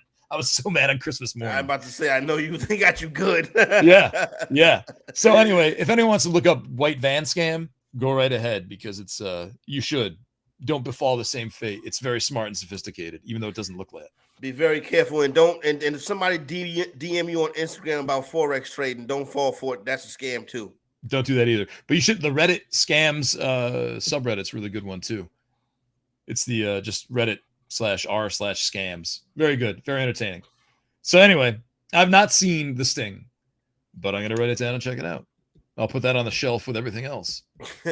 Man, those speakers blew out in 30 seconds. We can hook them up because there's no way to hook them up. That's the best part. I got one too, but I'll tell y'all after I warned Nando about something else. There's another scam, Nando, that's out there this week. Yeah. It's called the Carolina Panthers. Be very careful with the Carolina Panthers this week. That number is 7.5 everywhere now. Yeah. Money is pouring in on the Carolina Panthers, yet the number is moving towards Cincinnati Bengals. Classic reverse steam on this game right here. And like I told you yesterday, 2 weeks ago, Cincinnati at home, 6.5-point favorites to the Falcons. Everybody loaded up on the Falcons, and the Bengals blew them out. That could very well be the case again this week. I can see it happening. I just believe so much in Steve Wilkes, and I love how they're coming together around him. I think it's tough this week, but Carolina and Atlanta play on Thursday night coming up. Right. So they got a chance. They get a rematch. They get a chance. Yeah, exactly. They get them in their building this time, right? That other game was in Atlanta. Yeah, so they get them in their building this time. Yeah. That should be a fun Thursday night game. I probably would favor Carolina then. I think like on every third down, they're just like, if you're within 30, he's just going to bring out Eddie Pinheiro and let him kick a field goal. Like, what is the over-under for field goals kicked in this game? Steve Wilkes Probably- seems like the kind of guy who's going to be like, Eddie, get out there right now. Probably It's 1.5. it's 1st and 10. Like, just go kick this field goal right now. Yeah, you probably can get Panero over 1.5. You might be able to get that at even money. So I would look into that's a good call right there, Nando. That's something that just seems like something to do, right? I mean, like you got the entire team surrounding him at the press conference. Yeah. They don't cut the guy, even though they very easily could, like he's got his back. Oh man, this is going to be the Eddie Pinheiro game. I'm going to pick him up on all my fantasy teams. Why not, right? Who else is going to be my kicker? Like it matters. But at least this way, like Eddie Pinheiro, they're going to give him a lot of chances. That dude, they built his confidence right back up. He's not going to be shanking anything else. That's a good way maybe that's the way to bet this. I would be careful if I'm going in on Carolina. That 7.5 been sitting out there all week. That 7 with that hook sit all week like that. Yeah. They're baiting you to come in there and take that one. And we just saw the Bengals beat up on a team. Yeah, I know you're thinking, well, Corey, the Panthers played to the wire last week. They were great, and Cincinnati were disgusting. That's the way it's set up to make it look. You know what I'm saying? Exactly. And sports betting, one of the hardest things to do is to forget what you just saw. You're like, my eyes just saw the Bengals look terrible. Forget about that. We're off to a new week right now. So I'd be very careful with that. That's Bengals. Come on, man. When we actually walked through the season of the Panthers and made them 10-7, we had this as a loss anyway. So yeah, so good. So they're still gonna be active. We're not off of them. They're still gonna be active. Right. We just know, choose your battles wisely. More. I keep wanting to get into things that's going on in my life, but we got to talk about football. No, people love what's going on here. Like we do football life. I don't know. Okay, let's do one more football game. Then we'll do more two football, one life. Right. 2 football, 1 life. 2 football, 1 life. That's our new rule. Because a lot of things crossed my mind. Like I ordered, you want to see my camouflage Crocs, my camo Crocs. I'm Croc Mafia. Yeah, you've talked about them a few times. I think everyone would love to. Camouflage Crocs. Nice. These are solid Crocs right here, right? So now, do you get the little charms that you put in the hole? I do. I'm not into that. The kids, Kennedy, she spend more money on that than on the damn Crocs. So, so Croc Mafia, right? Camouflage Crocs. But I've got some black ones too. That's got lining in it, like wintertime Crocs. But it's a size 9, and I'm like, what has happened to you? I don't know why they keep sending me bad stuff in the mail. They keep getting stuff wrong. I still got send Michael Rubin this Baltimore Raven hat that I didn't ask for. Anyway, you better hurry up, man. There's probably some kind of window that's closing on the return. Jared says he's not a Crocs guy, but those are cool. See, even non-Croc Mafia people like the camouflage Croc. Anyway, they do look cool. We got the girls. Detroit. We got okay, let's go. Where? I already told you that Detroit is the sharp money is on Detroit this week. Yeah. You want to grab Detroit at 3.5 while it's still out there. That number's headed to 3. So, Khalif Raymond, I'm playing him this week, Nando. Dude, me too. Big time. I think people have short memories of Khalif Raymond was good for several games last year, and I think a couple of the year before. Actually, he's a burner, man. He takes the top off.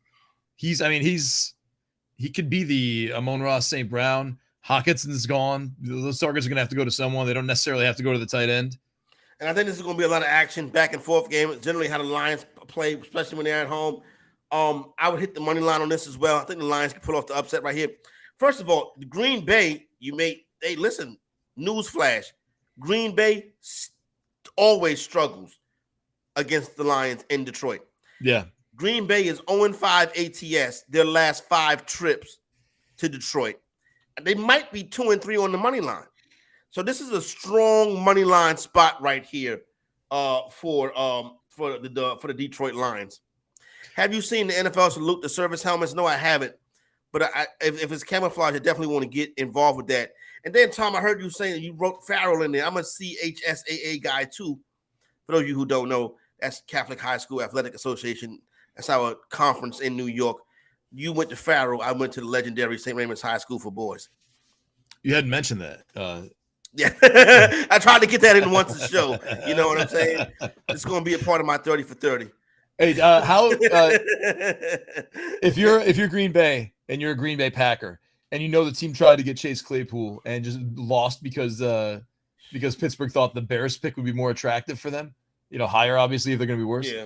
that make you feel good? Like at least, hey, the team tried, or does it make you feel like you tried to trade for one dude? I mean, like there are a million guys you could have traded for, and this is where we're sitting. No, I think you would say, okay, well, at least they tried, but they ain't been. It's not enough to try. And I know you got to make it happen. That's what I'm saying. Like, made nothing happen for years. You know what I'm saying? So I don't see it that way.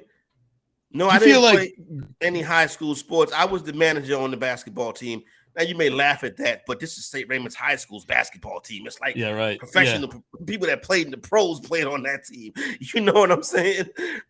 Yes, I did get burned by the Knicks on Wednesday night.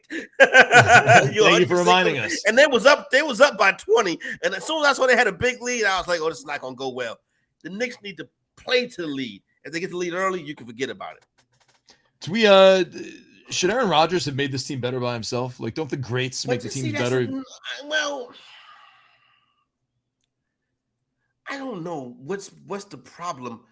The Packers have had Aaron Rodgers and Brett Favre for like the last 30 years and won 2 championships.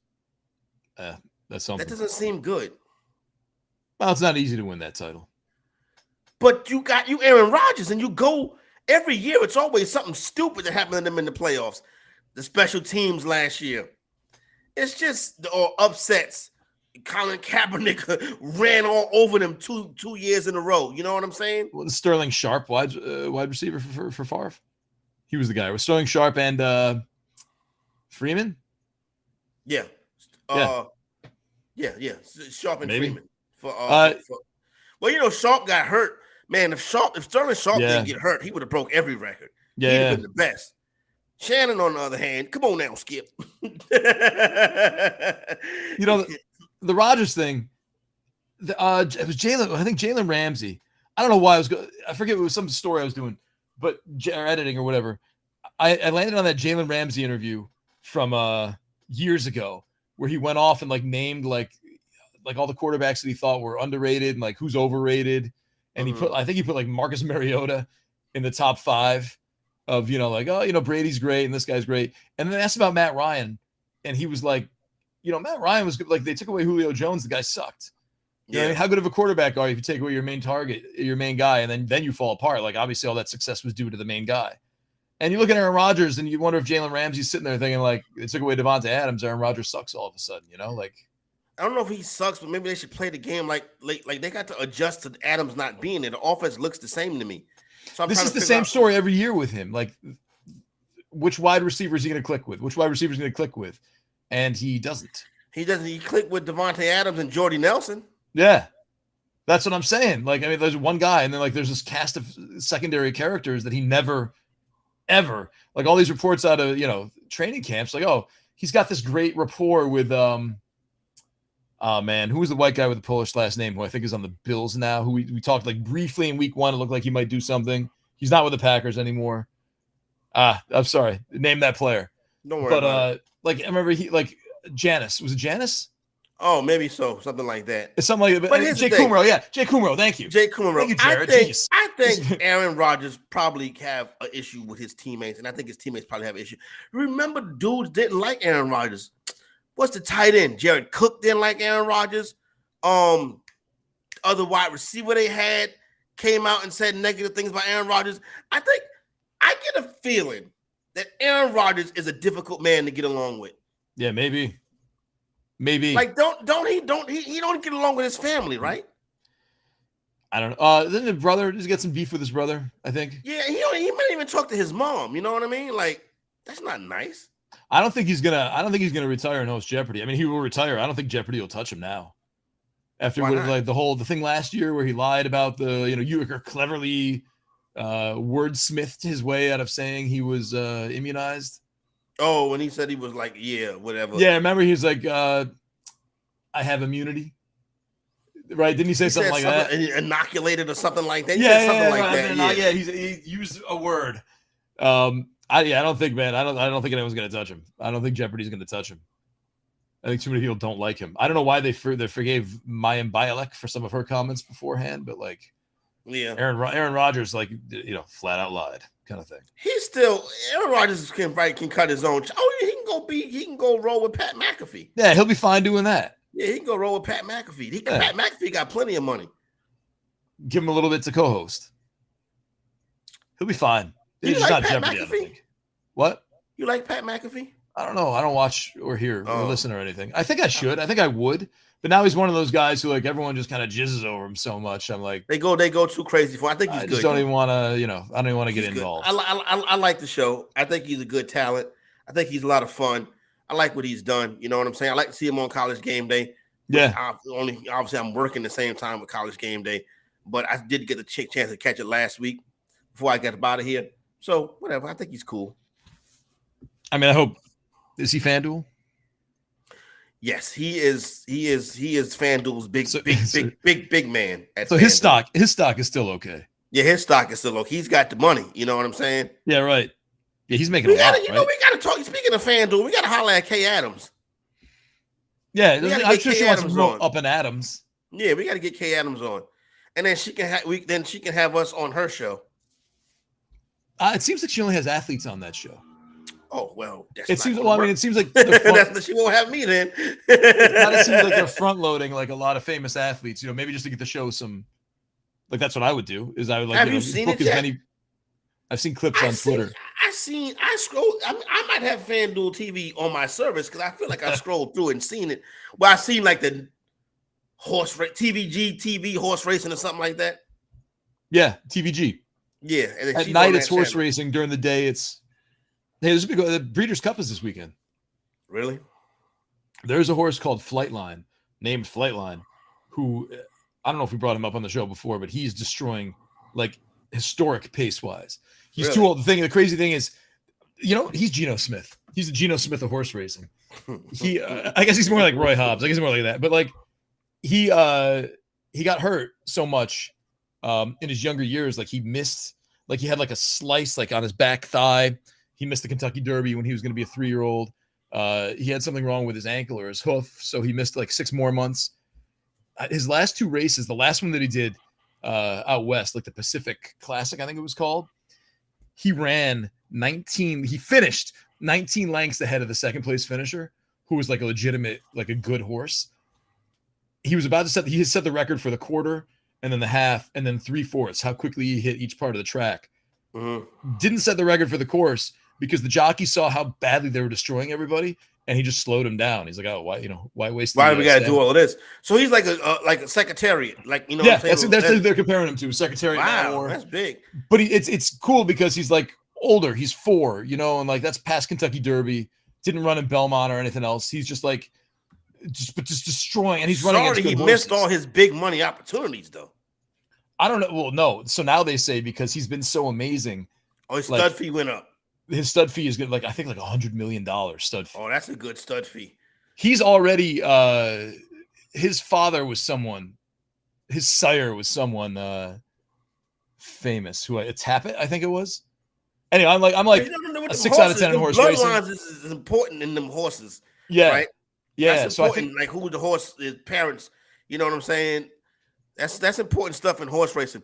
Working Grind says they're a bad John Morant rookie card to buy. When you say bad, mean one to stay away from. I mean the hoops one, the NBA hoops one. I think he means maybe like a cheap one. Oh, okay, gotcha. No, that's not what he means then. And I don't buy the NBA hoops one. That's a cheap one. You know what I'm saying? But right, so that's a bad one to buy.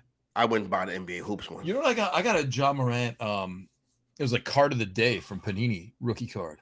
Mm-hmm. Like those packs you have to get at the hobby shop. There's like I think it's called card of the day, something like that. They're in like these hobby shop packs. I think like 2 or 3 come to a pack. I was gonna send that one in to get graded because I think it might be worth something. It's like so a the limited, one everybody's weird talking run. about now. It's a rapper that was killed in Memphis last year, Young Dolph. John Morant has heard a about rookie card this. with Young Dolph and another rapper that's slain in the photo in one of his rookie cards. Was that his rookie card? I thought it was just like a regular card that the guy's in the background of, and everyone started. No, but it was like a lower level rookie card. It was like Prestige or something like that. It wasn't a Prism. It wasn't Optic. It was like his Prestige card had Young Dolph in the background, and another Memphis rapper that might be slain or something like that. So that one has become very popular, but it's really a nothing card, So I got the good John Morant stuff. I got a card, NBA hoops. I don't know, like 89 or something. Michael Jordan is in it. I think it's Sam Vincent. Michael Jordan's in it, but he's wearing like 91 or something like that. Something crazy. That's like nice. Yeah. Yeah. It's kind of like a famous card because like Jordan forgot his jersey or something and is wearing a different jersey that day. Is like the one time he didn't wear 23. I got to check that out. Did somebody take his stuff? I don't know what happened. Maybe. I don't actually have no idea. Maybe that's a good story. Why was he wearing this weird jersey that night? But anyway, he's in the Sam Vincent card. There's another card that has like the Menendez brothers in the front row. That might be a Mark Jackson card with the Menendez brothers in the front row. Yeah, that might be Mark Jackson rookie card, or maybe so like a Mark Jackson second year or something like that. But I know that card with that's in Madison Square Garden, right? I don't know. I just remember that's the a Menendez Mark brothers Jackson in the front card. row. It sounds like an LA thing though. It sounds like they were in a Lakers game front row. I feel like that was Madison Square Garden. I'm gonna look that up in the break. Yeah, let's look that up in the break too. Work and grind before we take a break. How much should you be looking to spend on an Optic or Panini? I would go to 130point.com, punch in the card that you want to get, and like scroll down and see what like the last 15 sales have been. His NBA debut right now, his Mosaic NBA debut is 21. That's this Silver Prism. Oh, that's not just rookie year. So yeah, it's some bargains out there for John Morant, Demetrius Morant Jr. So I want to get a John Morant Murray State card. That'd probably be one of my next purchases, a John Morant Murray State joint. Get a Leaf card. Maybe so. I talked to Atkins. I texted with Atkins yesterday, and I was like, "Yo, you know Brian Gray?" He was like, "Yeah, it's one of my players over there." Oh, nice. Yeah, the FFWC. So yeah, he says he's a good player. Oh, I guess he's solid because he's there every year. Good churn rate. We should. Mendez brothers card is the Mark Jackson card. We'll have him back in here too. Now, Work and Grind, they got a regular rookie card in the Memphis. They got a number of rookie cards with the Memphis Grizzlies jerseys. Look up the Mosaic, John Morant rookie. It's a good way to start. But the one with the Murray State, that's like I just wanted with the college jersey because I wanted one. I got a lot of him with Memphis jersey, but I want one with the Murray State jersey. But that's not the true rookie. The true rookie is the regular Memphis Grizzly one. I would add get the one you like. Like Mosaic's a really pretty That's card. Also very nice. True. Yeah. That's good advice. I know. Get the one you like. Because I like there's some NBA hoops card I look at. I'm like I just don't like how this looks. The picture's not good. It's like on paper. It's like a piece of paper with somebody painted on it. But like for a few dollars more, you get a Mosaic that's like it's just. This beautiful. is my favorite John Morant. Panini Phoenix are nice too. And this is a hoops, but this is hoops premium. That's a nice stock. big. That looks good. And this is on better quality stuff. And then that's a good picture too. Yeah, I got some more John Morants around here somewhere, but this ain't John Morant show. It could be. I'm quite sure one day it will be, but we got to pick the right time for that. We are 90 minutes in, and we've gotten through 3.5 football games. Yes, so we're going to take a break. Hey, look, you know what, though? A full segment of football coming up. This network, we got so many shows. I'm sure Lunch Money dedicated their whole 2 hours to. You know what I mean? Like exactly. We're trying to be part of the mosaic. We're not trying to be selfish and make our show the same as everybody else's. Tomorrow morning at 10 a.m. Eastern Time, we got a special edition of Homecoming with me, Tom Casale, and my main man, Joe Dolan. So we got you covered for the whole day in college football. So you ain't got to worry about that. You know what I'm saying? And as far as running the board in the NFL, everybody else has done it already. That's right. If someone wants to watch this network all day long, you don't want to hear the same thing from us. We still got you covered. We're going to run through the board, and we'll run through the NBA board, and we'll mix in how I was playing 3-card money in a bathroom in Atlanta. That's what I want to hear. We're going to take a break. And listen, don't forget, go to the Bettor Network Twitter handle, retweet and follow, and just go win yourself a DJ Moore autographed helmet. So it's easy. I mean, right? Like, just do it in the break. We'll be right back with more after this.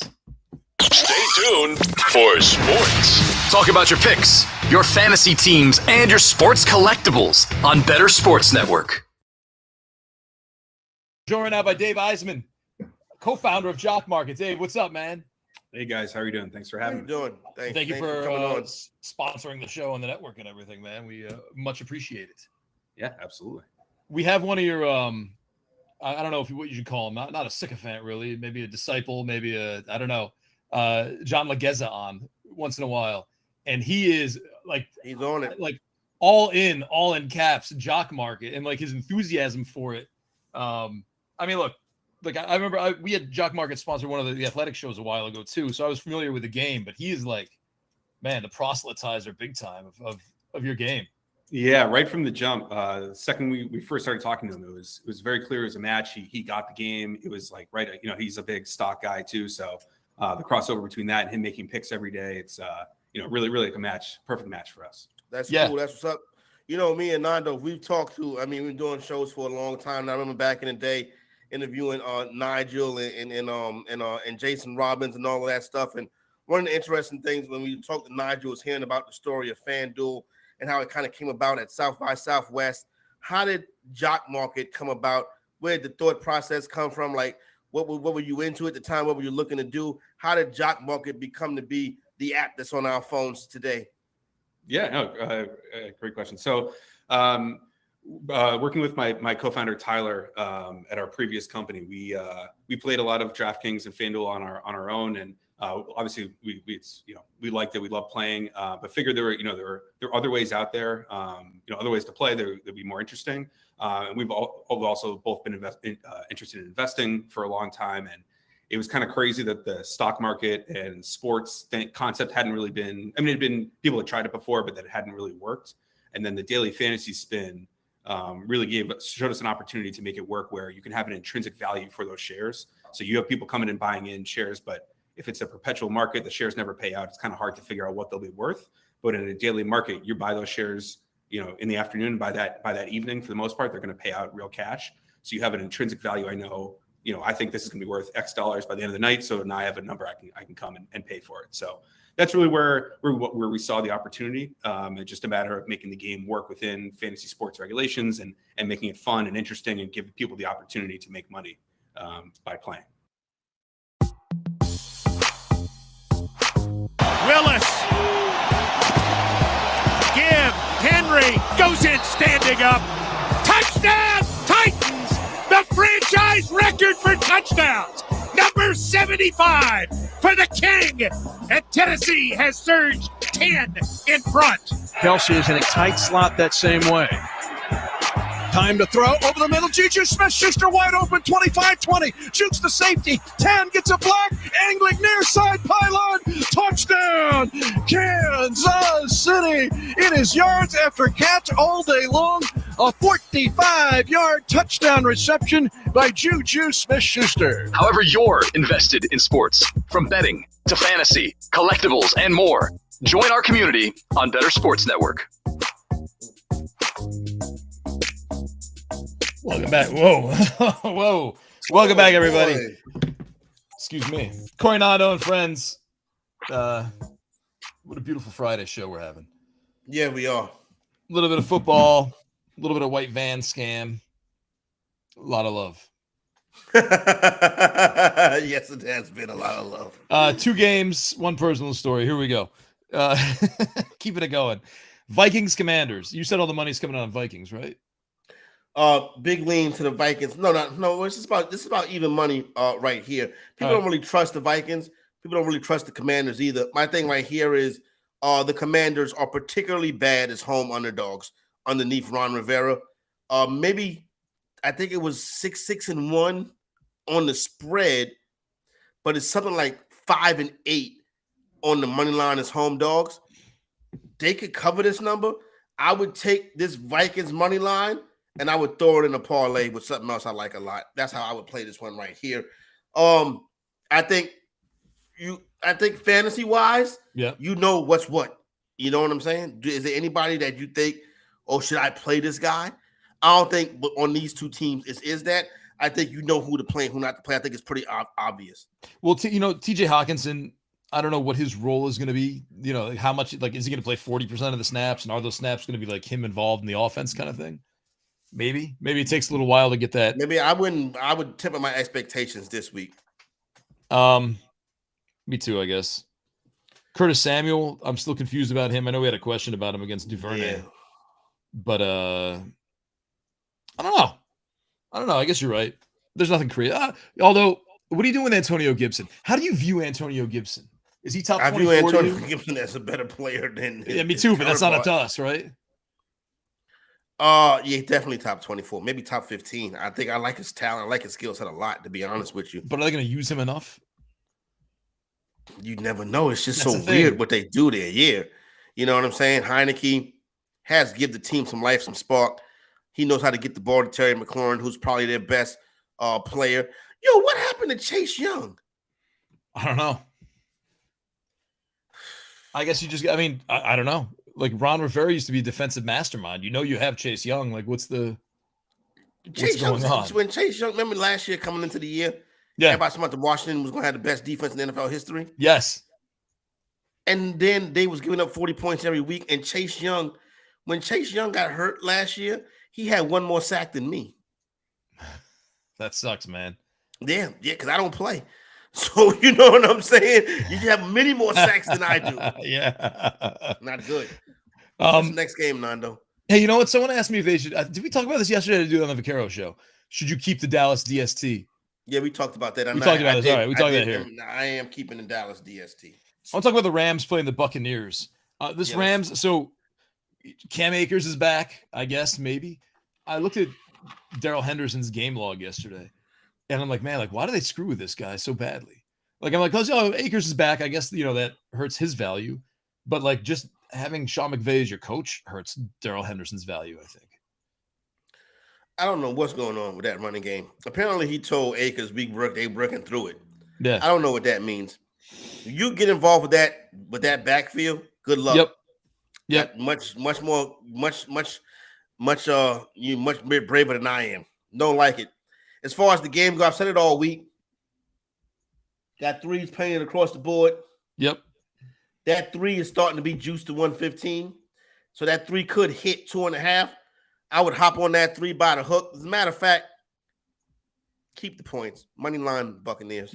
Money line the Buccaneers. I don't know, man. Money line the Rams. Last time these two teams played, it was in Tampa. The Buccaneers were a 3-point favorite. The Rams won by 3. That's probably going to happen this week. I think I mentioned it a couple times this week. The Rams are a better road team than they are a home team because they really don't have no home. Right. Every fan base that comes into that stadium takes over. Well, they do. The It's St. stadium. Louis. Yeah, exactly. So,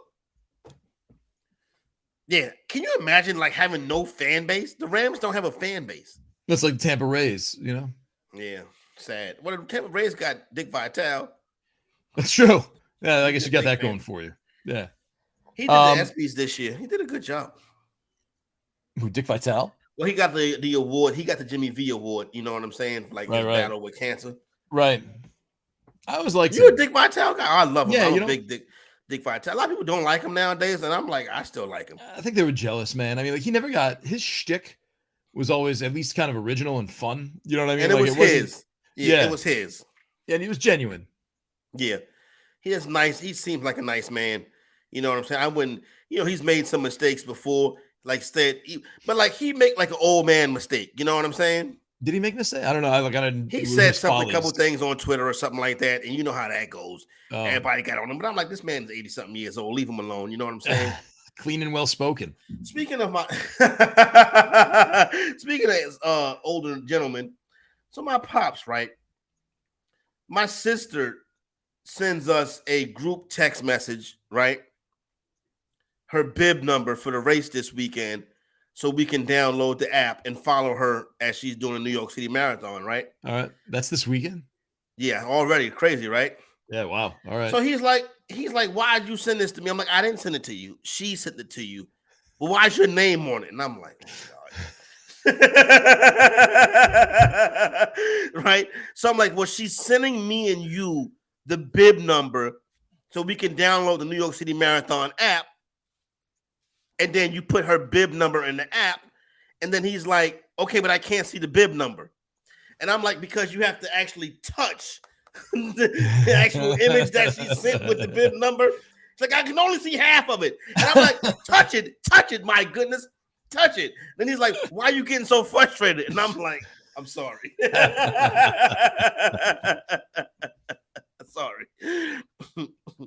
So I was like, I'll come over there tomorrow and I'll download the app for you and put the bib number in it. And this way on Sunday, you just can watch your daughter run the New York City Marathon. That's nice. What is it, just like it's like an app Like it just follow like a dot. You follow a dot, basically. Yeah, you follow a dot. Probably take about 5 or 6 hours to do it. Well, at least you don't have to be there for it. I did one year, and they have they come around, when they came through Harlem. Yeah. I went over there and I saw her. She's like, you know what I'm saying? And her daughter had a sign said, "Run, mommy, run." You know, and my niece had a sign, "Run, mommy, run." You know what I'm saying? Noah was there. You know what I mean? Noah's mom was there. Whatever. So you like, it's cool, have a nice time. And then I went home. Then they went down to meet her at the end. They give her the medal, and then like the little jacket that you finished the race, whatever. So yeah. This is her first time doing it. See, my sister run marathons a lot. But then in 2020, she was going to go do the Paris marathon. But it was COVID. So this is her first marathon since 2018. Wow. Nice. Yeah. Good luck. Yeah, she'll finish it. So that'd be nice for them. That's all that matters. Yeah, I can't, she's like, "Oh, you should come out there and walk it." I'm not gonna. Why would I sit out there? Why would I walk for 12 hours? You know what I'm saying? Hard pass, Yeah, I'm thinking exactly. I'm too busy handicapped. I gotta handicap the game. I gotta handicap Las Vegas and Jacksonville. Vegas opened up a 1-point favorite. That number's up to 2.5 now. I don't know why Vegas is getting steamed, Nando. I don't want no parts of it. But I tell you what, this game I do like. I like the under. Opened up 48. We're starting to see 47.5 now. Go hit that now at 47.5.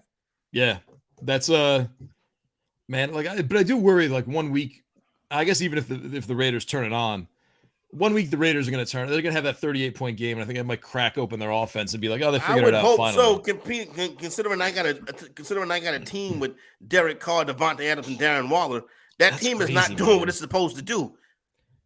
Dude, and Jonathan Taylor on that team too. Waller's died. Like, I don't even know. Like, I don't want to release Waller because what? You can't. He's not even playing. He's not playing. Not even playing. Like, come on, man. Come on, Darren Waller. You just got all your money. Like, let's play. I guess you can blame it a little bit on Josh McDaniels, I guess. Hey, by the way, you know who's cured miraculously is Kadarius Toney. Oh, he's got a note flash my phone. He's going to play this weekend. Yeah, look at that. How about that? He said something about his injury status wasn't for irrelevant people. So I guess he was calling the Giants irrelevant. How are you going to interpret that? I don't know. I can't get involved with these young players. I don't know what they got going on. But I'm glad he got a chance now. So let's see what he's able to do. You know who likes him a lot is Brandon Howard. No, I'm sorry, Gene Clemens. Gene Clemens is going to be on the show on Tuesday. That's good. He hosted the chat on last Tuesday, our waiver wire chat on last Tuesday. And like a lot of his answers were Kadarius Toney. Like he could just take the ball and go nuts with it. So I don't know how much he's going to play or what kind of real impact he's going to have, but I would assume it was going to take him a little while to figure out that offense. One assumes. Yeah. I don't know for sure though. I just can't get near Kadarius Toney right now. I would stay away, and I would say it's a better option to see what happens, and then it's a better option for next year, or maybe playoff tournaments, something like that. Jermichael Hasty's a better ad at the moment. Yeah, true or false? No, I wouldn't go that far. He's the Hank. He's Etienne. He's like the only guy after Etienne right now. If Etienne gets hurt, what happens? That's true. I guess I just hate to play that game, but yeah, that's true. It's the end of the year now. A better at Caesar Sports. Yeah, I hate these tweets. A better at Caesar Sports just put $13,800 on the Jets money line to beat the Bills. He would win $63,000. Okay, so why are you telling me about like money laundering? You know what I'm saying? Like, you don't know this is quite easy. What's going on here? You know what I mean? Like, very smart. I don't know. I just don't like those. I mean, even if it was normal, how am I going to relate to a guy who's put $13,000 on one game? Yeah, on a team that's a plus 460 underdog. Yeah, that doesn't relate to that at all. You know what I'm saying? Okay, great. Like I wouldn't put $50 on the Jets money line. No. What's this guy doing with his life? Trying to get in one of these tweets. You probably printed that out and framed it. What do you think of Jacksonville? What do you think of New England and Indianapolis? Sharp money is coming in on Indianapolis, but I can't bet the Colts no more. I've had it up to here, Nando, betting the Colts. And that's when they're going to win. Of course. I think Ellinger's going to have. I mean, like he had a very not great first game, but I think what they say. Bill Belichick versus a young quarterback is clearly a Bill Belichick advantage. Yeah. Yes. But against Justin Fields. Bill Belichick. I mean, and Ellinger can run. He's a mobile quarterback. Yeah, he can. He's got some wheels. He's got Pittman. He's got Mo Alley Cox. He's got Deion Jackson, Paris Campbell, Deion Jackson, Alec Pierce. Like he's got talent around him. If Mac Jones throw an interception in the first half, is he going to play the second half? I don't know, man. That's. If it's a pick six, I would say absolutely not. Oh boy. Regular interception. This game is doing the better zone too. If Mac Jones throw a pick six on the better zone, you're gonna see a meltdown like none other. Rip your cards up on air. No, I'm not gonna do that. I'm not gonna do that. Relax. Calm down, Nando. I gotta go to Walmart today after the show. I gotta go to Walmart. What are you getting? I gotta get my weekend stuff. You know what I'm saying? Not really. Like my pizza, I know, right? Like my pizza, my rotisserie chicken. Things. I know my pizza, well, I got to get that too. My pizza, my rotisserie chicken. You know what I'm saying? My sausages, my chicken wings, like the stuff that I need to get through a weekend. You know what I mean? I got something for you. We had rotisserie chicken here last night. My mom taught me this when I was home. She gets the rotisserie chicken, during the day, and that's for dinner. Cut some pieces of the rotisserie chicken, like down this way, right? Yeah. So put some butter in those little slits. Put some butter on top. Put some butter back, where the legs are tied together. Yeah. And then you just put it in one of those glass square pans and put it in the oven for until it's heated up anyway, like 15 minutes or whatever. Yeah. You get it. The butter has melted into the chicken, so it's nice and juicy. And then the rest of it's like down at the bottom of the glass thing. So you can when you take off a piece, you can still dip it in the butter. Dip it in the butter. Oh, that's a good idea. I might do that this weekend. I did about it like it's one of those half sticks. You buy the half sticks. It worked. So think about that if you're reheating your rotisserie chicken. I am definitely going to do that. It keeps it nice and moist. 3-card Monty and then Seahawks Cardinals. All right. Well, unless you want to do Seahawks Cardinals and 3-card Monty. Let's do Seahawks Cardinals. Just a crazy game to me. All the money pouring in on the Seahawks. Now, FanDuel has gone to Arizona -1.5. Everybody else is still holding steady at 2. I think the Cardinals pull off the home upset. I'm just so upset that everybody's on the Seahawks for this game. Everybody's on the Seahawks. Almost 70%. And I got to fade it. Underdog getting 70% of the tickets is a fade for me. I think it's fantastic that people believe in Geno Smith to this degree. Yeah. Can't be bad for his rookie card prices. No, it cannot. $2 Topps Chrome is no longer. I know. $22 Topps Chrome. 1986 throwback design autographed. I mean, come on. Anyway, I don't know. I don't know what DK Metcalf is going to show up, how hurt he might still be or not be. It just seems like the Seahawks have figured it out. They're like the Seahawks of old again. But the Cardinals are just so dangerous. Like that. Kyler Murray. I think your boy nailed it on the head. Tyler Lockett. It's easy to play this way when one person's not trying to get all the credit. That's which a was point. Clearly a shot at Russell Wilson, but basically saying if Russell Wilson would have decided he wanted to be a part of the team, right, instead of being Russell Wilson, the leader, it could have worked. Geno Smith comes in and say, okay, I want to be a part of the team. Right. A team is better than a collection of individuals. What do you think the deal is with Drew Lock?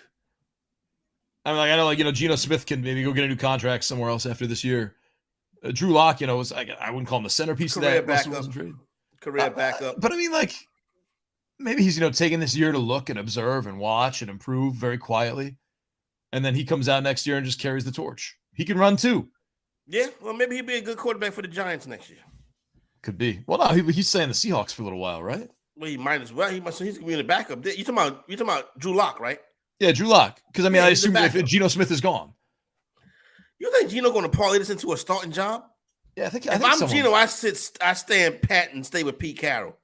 But do they? Well, do they want him to stay there? I would think so, but I don't know. Everyone's talking oh, this is Geno Smith 1 year, and then they're getting another quarterback. Well, they're not going to get a high draft pick because they probably going to win the division. Yeah, right. So that's going to be interesting.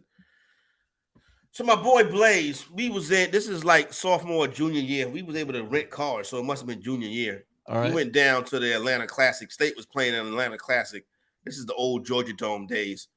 So we got there that Friday night, college students.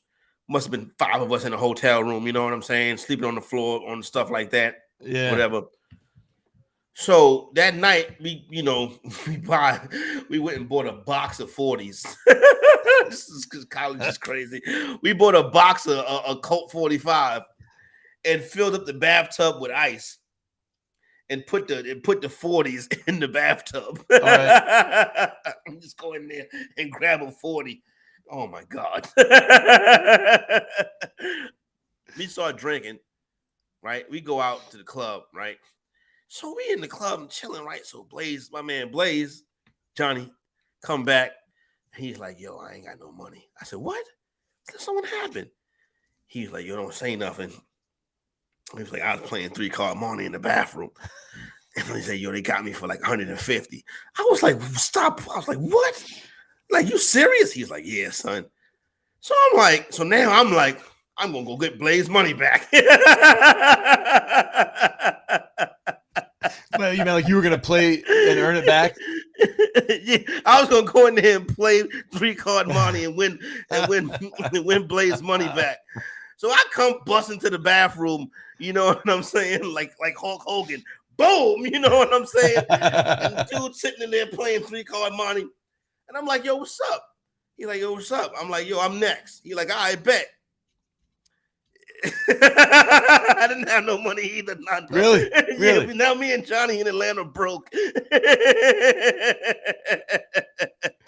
3-card money is worse than the white van scam, I would say. Yeah, definitely. Because it was so funny. Did he have his plant next to him? Well, you got the dude. Yeah, the spotter. You know what I'm saying? Yeah. So we came out the bathroom, right? My man Frank White. Frank was like, you from Harlem and you from Queens. And y'all fell for 3-card money? Yep. Very embarrassing. My pride, I didn't want to see Johnny go down with no money, right? So now I joined him.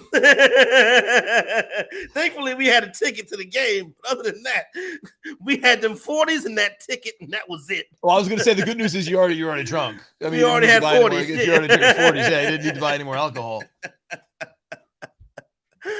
The silver lining. Yeah, exactly. We were well on our way. Well, look at us. So if you go out tonight, fellas, don't play 3-card money in the bathroom because you're going to lose. Yeah, don't play it. I say don't play it, period. Yeah, probably so. And if you're on your way somewhere and a white van pulls up next to you and tells you they have a bunch of stereo, get out of there. No, thank you, sir. And then Google white van scam. It's worth it, because they get into deep detail about just how good that scam is. But love the Bears this weekend. Love the Bills this weekend. I'm going to follow. I like the Rams this weekend. I like the Titans to cover that number on Sunday night. And I also will say, I like the Chargers on the money line, and I'm staying away from the Raiders. And I like the Vikings to go in there and win the game. Maybe money line the Vikings and the Chargers, something like that. And then I'll stay away from Seattle. No, Seattle, Arizona, I like under 47. We got to go. We're going to get cut off. Come on, man. We got to go. Have a good weekend, everybody.